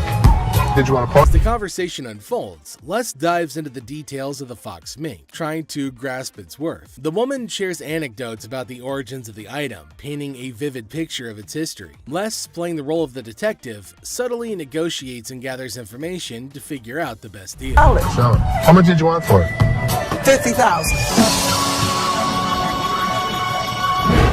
The encounter concluded with the woman deciding to part ways with her fox mink. Les, using his seasoned charm, finalizes the deal. The quirky tale of the winter-dressed woman and her unique pawned item adds an unexpected twist to the usual pawn shop routine, leaving both parties with a memorable experience. Woman comes in to sell me a high-end bottle of liquor. Ma'am, I'm Is that what you're saying? You have no respect. When you want to take a person when they down, fit the liquor inside the bottle. and anytime you're going to belittle a person. Ma'am, I didn't belittle you. As the door chimes, the woman confidently walks in, clutching an empty liquor bottle. She aims for a bold move, attempting to pawn the bottle for a cool $100. Les, with his discerning eye, swiftly rejects the proposal, explaining that a filled bottle would fetch a better price. The woman, not thrilled with the response, raises her voice, demanding respect and expressing her discontent. I'll give you $100. It's not worth more than $100. Especially when you say I wouldn't give you $100. Don't you ever walk up to my dad. Hey, baby, don't point your finger. Life after this, don't you dare ever come in here again. In my face. I don't care. You're in my dad's store, and don't you ever think about coming in here again. Turn your ass around. Badass out the door now. Nowhere, Ashley steps up like a superhero. Now, she doesn't just cool things down, she straight up shuts the woman down. With confidence, Ashley tells her to leave and never come back. Suddenly, the chaos turns into quiet thanks to Ashley's quick and firm action. Son of a bitch. Where the hell is he? Rich! He's on the floor. People are waiting to pay us for their merchandise. He's not there. We're losing money. I'd had Rich's back. In the heart of the pawn shop, Les faces a moment of frustration and disbelief. The absence of Rich, a trusted ally for over 2 decades, leaves Les feeling betrayed. The urgency of customers waiting to make payments adds to the tension, and the weight of loyalty becomes a central theme in this unexpected turn of events. Since the first day he came here, over 20 years ago. I feel betrayed. Didn't I just have an employee meeting to tell everybody that they need to step up on their game? I'm watching you and Bobby J talk to these two girls. You're out there trying to sweet talk them, trying to bullshit with them. I'm looking for you in layaway. Where the hell are you? I gotta sit in layaway all day long and just wait for something to happen? As the minutes tick away, the atmosphere inside the pawn shop grows more intense. Les reflects on his long-standing support for Rich, highlighting his sense of loyalty that spans a quarter century. He recalls a recent employee meeting where he emphasized the need for everyone to step up their game. Disappointment and frustration seep into his words as he confronts the situation, a pawn shop mystery intertwined with personal and professional loyalties. I'm watching you and Bobby J talk to these two girls. They're out there trying to sell their jewelry. You're out there trying to sweet talk them, trying to bullshit with them. They end up walking out the front door. You put me in a position that you were the next to go. In this pivotal moment, Les delivers a stern warning to a fellow employee, Bobby J. The scene unfolds with Les observing interactions and attempts at sweet-talking customers. The threat of termination looms as he recounts the consequences of letting down the team. The dialogue underscores the severity of the situation and the potential impact on job security. Tension rises as Les grapples with the repercussions of the unfolding events. Rich, I'm out. Tell your dad to off. You up your job. As the confrontation escalates, Les draws a line in the sand. The ultimatum is clear: compliance or termination. The final seconds capture the raw emotion and frustration of a loyal employee who feels unappreciated and misunderstood. He knew he was in trouble once we walked through that door. Joe, did you steal from me? Tell me the truth.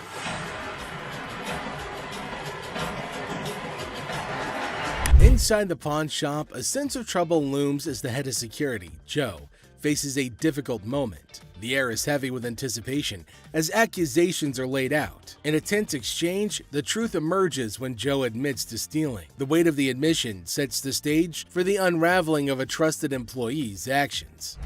The detectives call in uniformed officers to put the cuffs on. And then he reaches into his pocket and pulls out an assortment of jewelry worth over $7,000. As the admission hangs in the air, the situation takes an unexpected turn. Detectives call in uniformed officers to apprehend Joe. A place built on trust is now shaken to its core as the true extent of the betrayal unfolds. You go this way. This is my loyalist point, my head of security, a guy that I trust. The arrest unfolds and reality sinks in for the pawn shop owner. The disbelief is evident as a devoted employee, the head of security for the previous 3 years, is carried away in handcuffs. The emotional weight of the betrayal is clear in the owner's voice, which expresses the anguish of putting trust in someone who later proved dishonest. If he was, he could be anyone.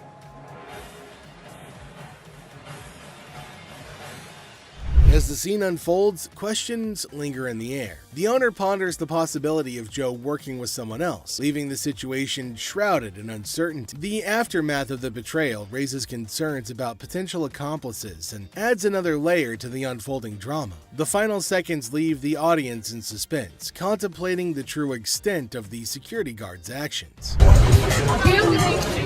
Are you her customer or mine? I'm talking to you. Come on. This lady got so irate because she wanted to be next in line. She wanted to be first. She felt that she was the most important out of every customer. You're next in line, so let me be right with you. Okay, well, come on. It doesn't matter. What the are you? You're not the police. I can talk to whoever I want to talk to. What are you going to do? You offer it now. In the opening scene, Ashley is at the counter with a lengthy line of customers. A sudden disruption occurs when a black woman attempts to cut in front of everybody else. Ashley confronts her, asking, "What are you doing?" The woman becomes upset, but Ashley firmly asserts, "You can't do that stuff here." Goodbye. Come back here. Let's talk right now. Take the receipt. What would you like to do with it, ma'am? I want to pay. Well, you have to go to those windows. No. I come to this line any other time. Not at this window. Okay, well, I'm not going to stand in the line. In the wrong line. Get in the other line. And I'm not going to get in another line. I'm going to walk straight up to the damn window. We won't take you. The woman continued standing in line at the counter. Les approached her, inquiring about the situation. She explained that she wanted to pay, but refused to move to the next window. Les informed her that in the pawn shop, crossing others in line isn't allowed, emphasizing the importance of waiting your turn. Here of you. Well, y'all just told me something. See this lady here? All the other customers. Okay, I always come to this line. I'm sorry. You have to stand in the other line. Okay, well, I'll be back before y'all close. You can do whatever you want in this line. She can't. Can't wait your turn. We'll be back later. Following the interaction, the woman eventually complied and moved to another window. Les, taking action, instructed the workers at that window not to accept their payment. He firmly directed the woman to wait in line like the other customers, reinforcing the shop's policy on fair and orderly transactions. Thank you, sir. Thank you. Thank you. Thank you. Yeah, jackass. Take your bitch. Take yeah, that's you. And get it. You. You make me. Sir, we don't want please. this. You can take this stuff. Sir, listen. Listen. I don't know what the problem was. As the interaction begins, the customer expresses gratitude, but the tone takes an unexpected turn. Tensions rise as the customer's language becomes confrontational. The shopkeeper, addressing the situation calmly, refuses to tolerate mistreatment. The dynamics shift from appreciation to conflict, showcasing the challenges of customer service in a brief yet intense moment. Came in here, tried to spend my money is what I did. That's what I did. Okay. And come instead of trying to come in here, I'm not even talking to you. I need a liver transplant. Why? Seriously? They didn't even look at these cards. Sour Patch Kids. The narrative unfolds with the arrival of another customer, visibly intoxicated. The shopkeeper navigates the encounter with a mix of tolerance and assertiveness. The customer attempts to engage in banter, revealing signs of alcohol influence. The shopkeeper, unswayed, maintains composure and subtly addresses the situation, highlighting the challenges of dealing with individuals under the influence.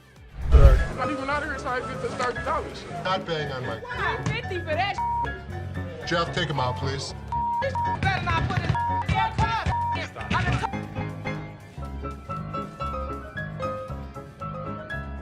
How would you? Man, what the?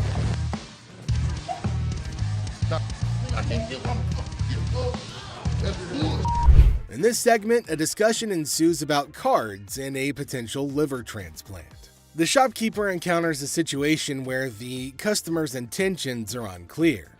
Misunderstandings arise, and the shopkeeper skillfully navigates the conversation. The dialogue touches on humorous elements while portraying the complexity of communication in a retail setting.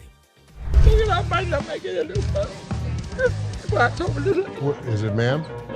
Is it? I don't know. You tell me. Man, come on, you the dude with the ponytail? The wife's racking my nuts on the telephone, conscious. Got 2 earrings in your ear. Does it matter? Just take it off, put it with mine a little bit, let it get a little bit more weight to it, and go ahead and give me my money. Does that make sense? Right this way. You can't come back. Damn this! Go out my way now! One of y'all touch me! I'll break this. I'm more than happy to go to the ends of the earth for you. When you come in like an ass, you be walked out like an ass. The scene takes a surprising turn as the atmosphere shifts. The shopkeeper reassures the customers that, despite challenges, the store is dedicated to going the extra mile for them. The encounter, starting with tension, concludes with an assurance of excellent service. This final part encapsulates the roller coaster of emotions within a brief time frame, showcasing the highs and lows of customer interactions. You need some help today? Man, how you doing, brother? What's the deal on this TV here? This TV right here is $400. $400? Yeah. I was in here 2 weeks ago, sold you this mother for $90. Now you gonna ask me $400 for it, man? In the electronics section of the store, a customer named Robert engages in a conversation about a TV with the store employee. The casual tone sets the stage for what seems like a routine interaction. The customer questions the TV's price, sparking a humorous recount of a previous encounter where he claims to have purchased the same TV for a lower price. Are you kidding me? So you're making a $310 profit off me? Bull, man. Can I help you? Who are you, man? I come in here 2 weeks ago, just like I told this. Gentlemen. Do something with your hair, man. And then y'all gonna sell it for $400? You gonna make that much profit off me? As the dialogue unfolds, the customer expresses dissatisfaction with the marked up price, claiming the store will profit significantly from his purchase. A manager steps in, attempting to resolve the situation. Tensions rise as the customer questions the legitimacy of the price hike and demands a resolution, emphasizing the financial disparity between his purchase and the intended selling price. Brother, where's your receipt? Can you not understand English, my brother? No, I can't, my brother. I don't believe that he wants a TV for nothing. I'll just take the TV, man. No. The customer threatens to take the TV and leave without making a purchase. The manager issues a stern warning, asserting that any attempt to take the TV without completing the transaction will result in immediate removal from the store. The confrontation takes an assertive turn, with both parties standing their ground. Once I get this TV,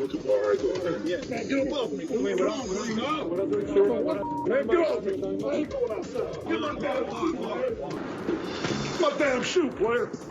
Y'all got my shoe, you got my money.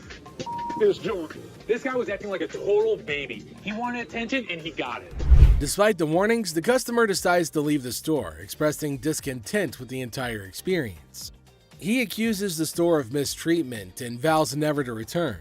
The situation concludes with dramatic flair as the customer exits, leaving behind a sense of dissatisfaction and a promise never to return.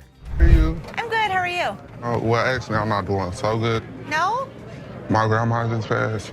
I'm So I sorry. was like hoping to Okay, so whose ring is this? my grandma's. Oh. So you want to just pawn it, right? Because you want to be able to get it back? Yeah. Okay. Do you have anything else? It's not real. What you mean it's not real? It's not real gold. A guy comes in feeling sad and asks Ashley to pawn his grandma's ring, explaining that she passed away and it's all he has. When Ashley checks the ring, she gently says it's not real. Concerned, she asks if he's got anything else, wanting to help him in a simple way. You saying that basically y'all sit up here and waste my time talking to you? You don't waste your time. If you have a TV, you can pawn your TV. What the f*** I look like pawning my TV? Do you have a TV? I need to speak with somebody else because you irritate me flat out. It's acting really erratic and it's making me really nervous. Lower your voice. Don't Lower your tell voice. me Lower what to your do. voice. Don't Lower your put your voice. finger in Lower my your face. voice. Lower your Don't voice. put your You got finger. me. Ashley breaks the news that the ring isn't real. The person gets upset, saying it's not fake. Ashley suggests pawning a TV instead, but he questions why he should. Despite Ashley's efforts, the man gets angrier, repeatedly telling her to lower her voice. Ashley asks him not to point fingers at her face, but he ignores her. I'm trying to help you solve Like your this, issue. lower your voice. The next thing I know, this guy snapped. It's Don't lower your tell voice. me Lower what your to do. voice. Don't Lower your put your voice. finger. You got me up. No, let's go. Let me go. Let me go. on the ground. On the ground. On the ground, mother.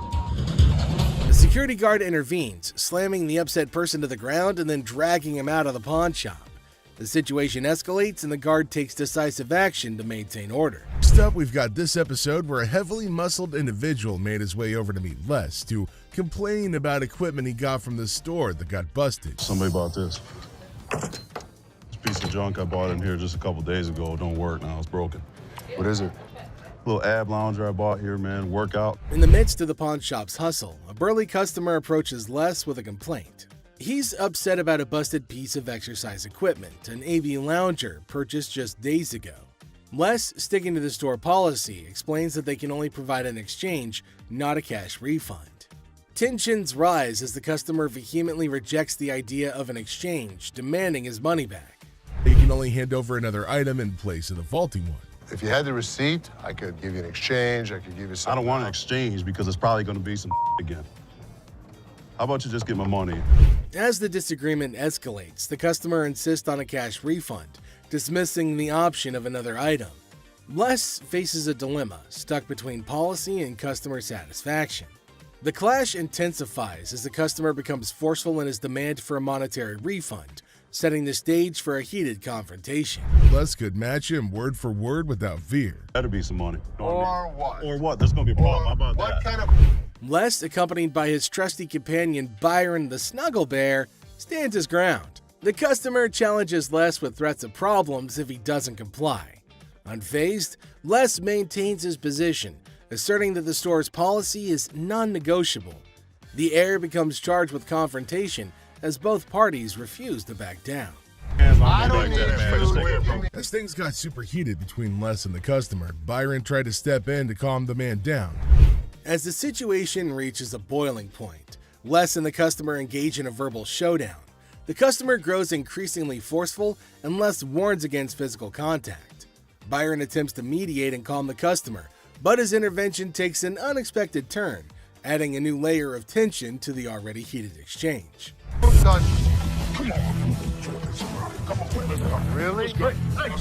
The confrontation takes a risky turn when the customer, ignoring Les's warnings, attempts physical contact. Byron, in a misguided attempt to intervene, escalates the situation further. Les stands firm, refusing to be intimidated while tensions continue to rise.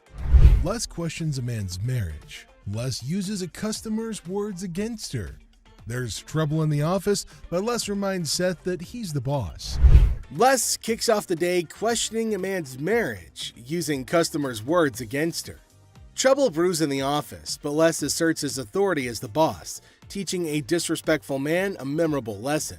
Les shows that he's not just a pawnbroker, baby. He's a boss in control. Here are savage Les Gold moments. It looks like Les is more interested in this man's marriage than his business. Les woke up this morning with the urge to roast someone, and of all the people he could roast, he picked this guy. Things take an unexpected turn. Now, in a surprising twist, Les dives into the man's marriage, leaving everybody shocked. Les humorously challenges the man's absurd scenario, roasting him in a way that only Les can. The man's attempt to buy an anniversary present with his wife's jewelry backfires, adding a touch of humor to the pawn shop drama. Get a watch for my wife's anniversary. Oh, it's not your anniversary too? Well, yeah, it is mine too. How many years you been together? 25 years. Oh, okay. How many good ones? So how did you get these? Well, we were going through some of her jewelry. And she said, this belonged to my grandma. They're not real. Les posts a customer's watch request, questioning the authenticity of the jewelry. Unfazed, Les detects the fake and confronts the customer's peculiar anniversary gift plan. The customer tries to defend himself, but Les, in his signature style, keeps it real and uncovers the truth behind the fake jewelry. But hold on a second. How come the old man wants to buy his wife an anniversary present with her own jewelry? That is one hell of a ridiculous scenario. What this man could have done at this moment is leave. But nope, some of these customers love to start drama. This is older than both of us. It probably is. But it was fake when it was made, and it's still fake. Les faces a customer who crosses the line, insulting his family. For the first time, Les takes matters into his own hands, delivering a stern warning. The tension rises as Les draws the line, showcasing a side of him that won't tolerate disrespect towards his loved ones. Yeah? Okay, I've seen your wife. Listen, mother, there's two things you don't talk about. What's that? My wife and my family. Oh, so here's the deal. For a moment, we thought... Two of you. Here's the deal. Get out of here. Two of you. I'll hurt you guys so bad. Sure you will. Better get in the front. Sure you will. In a final showdown, Les lays down the law. With no patience left, he kicks the disrespectful customers out, warning them of dire consequences if they return. Les reveals his savage side, making it clear that disrespecting his family won't be tolerated under any circumstances. Hello, how are you doing today? I'm good. How are you, sir? That's good. I want to pawn this TV. I can go 100. Excuse me? So here's a guy who wants $400 on a $200 TV. What the is he thinking? People can help me move my stuff back in my mother's house. 100 is not going to do, sir. I need more than that. But I can't give you more. See, it's a used TV. A young man enters the pawn shop seeking to pawn a TV for $400. Les, the owner, declines the initial offer and counteroffers $100. The guy, explaining his need to move back to his mom's house, expresses that $100 won't be sufficient for his situation. You know, I have to get away. You see this? He did this last night. What did he do to you last night? He beat me up last night. You clearly don't see that. See, you know what? You about to cause me to lose my mother temper. I try to give him the benefit of the doubt. I thought he had nice skin. He didn't have any bruises on him.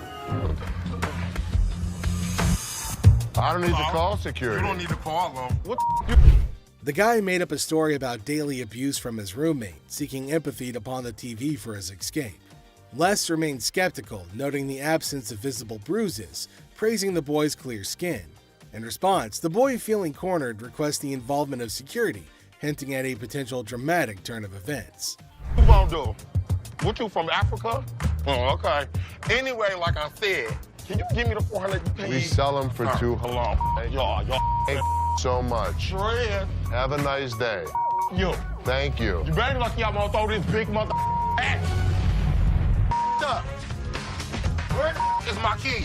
Les, trying to find a middle ground, offers $125, but the boy declines and insists on calling the guards. Les, unfazed, reveals the presence of the guard behind the boy. The situation ends with the boy taking the TV and leaving the pawn shop without the need for additional security intervention. So how about your fat ass take it out? The you work here, ain't you getting paid to do this? I look like a butler to you. I don't give a my gonna come in here and get this motherfucker.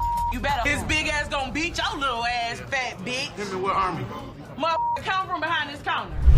A tense situation arises as a black woman directs angry shouts at a guard.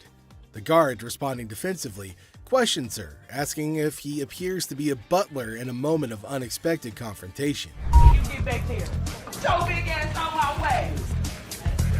Get this motherfucking speaker and take it outside. You want me to stop? Take the You brought it in. You're gonna take it out. So take it out. I'm not picking that up Then and you're taking it leaving it outside. Y'all can get your old ass Take out. your ass out of here. I'm What's gonna your take bitch ass out of here, y'all. You're not going to come in threatening my employees. Who gonna bring it outside? Despite Seth's efforts to intervene, the black woman continues her relentless shouting. Even another guard struggles to remove her. Suddenly, she notices Les, the owner, standing behind her. In an unexpected turn, she bursts into laughter and mockingly tells Les to leave. Yo, big ass, you can grab that bitch too, ogre. Motherfucking big ass, Shrek ass following behind me. We will give you the respect and the decency you deserve, but when you're threatening my family, we throw you out of here. Bitches, for life. Taking matters into her own hands, the woman starts leaving, dubbing the guards as Shrek on her way out. The situation takes an unexpected and humorous turn as she adds a touch of sass to her departure. Let's take a look at it. All right. I'm here with my man, and we got in a big argument, and he left me, so I need to He get left back you home. here? To Hawaii. Oh, really? Where about? Honolulu. Oh, okay. Got a ride from my cousin, so you gotta hurry up.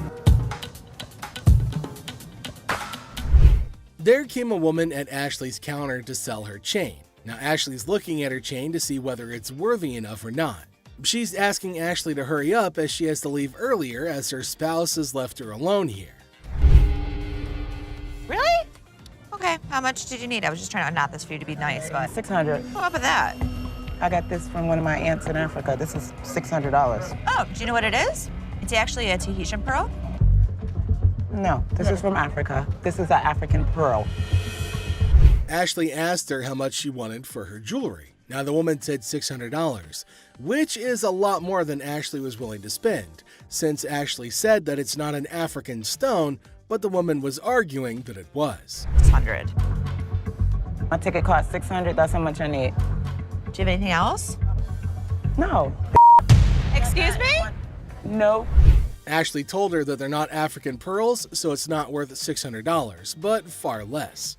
It was at this point that the woman started acting rude. Ashley got shocked at her stupidity and rude behavior. Eventually, she started behaving really bad as Ashley got angrier. What's gonna happen next? 600 or not? You can't get 600 on this. Okay. And also, don't call me a bitch. So you mean to tell me that this ain't worth a mother thing? That's not what I said. It could be worth something. Okay, can I get $5.99? No. Some kind of problem? Okay. Exactly. Can I get $600 No, you or can't not? get anything. Okay, can I You get can't talk to her like this. You can't get... Like he left you now. Bitch, you don't know what I'm not leaving no place. Yes, you are. Oh, no, I ain't. Oh, yes, What? you are. What are you gonna do? I'll kiss my... Honey, you don't have that kind of money. All right, you. All of y'all. Bitch. If you want some help, talk to us like a human being. Outside. I'm leaving. Aloha. Who the they think they is? Them. Which Some jewelry for my daughter. Her birthday's in like 2 weeks. For sure. How old is she gonna be? She's gonna be 12. She's gonna be 12. Yep. Do you want a Kleenex? I've got allergies, man. I itch like super bad. I'm not picking it, I promise. Okay. We have a heart one that's really pretty. Can I see it? there came a man to Ashley asking for something to buy for his daughter. Now, he inferred that she's about 12 years old and he wants something interesting for her. But he's constantly picking his nose, which was making Ashley cringe. He's not stopping from doing such cryptic things, but he's constantly doing it in public. Ashley asked him to let her know if there was something he was interested in buying for his daughter. look at it. How much you want to spend? Like 100, 150, but 75. can I touch it though? That's bull. I was charging him like $75 on this watch just to give him a deal so he didn't have to touch it with his snotty hands. Can I see the sanitizer for a second? Now, the man selected a watch, but Ashley didn't want him to touch anything with his dirty hands. She asked him about his range and he said he wants something under $100, and the watch was $75. The man didn't agree to buy it. Now, Ashley's just getting furious over his silliness. I can use sanitizer. Why don't you guys go yourself? I don't even care about the sale anymore. I just want him out of here. Ashley asked him to use sanitizer before touching anything in the shop, but he refused. And this is going to be a very serious problem. They're probably going to have a fight. Ashley got angry and asked him to leave despite no deal. She just wanted him gone. She didn't care for the deal or profit, but just getting him out of the shop. Well, then came the guards who made sure that he left. And Ashley used sanitizer everywhere on everything that he put his hands on. Well, that's it for today, everybody. Thanks for being part of the Hardcore Pawn adventure with us. We hope you like the drama and the surprises. Stay tuned for more pawn shop stories. See you next time.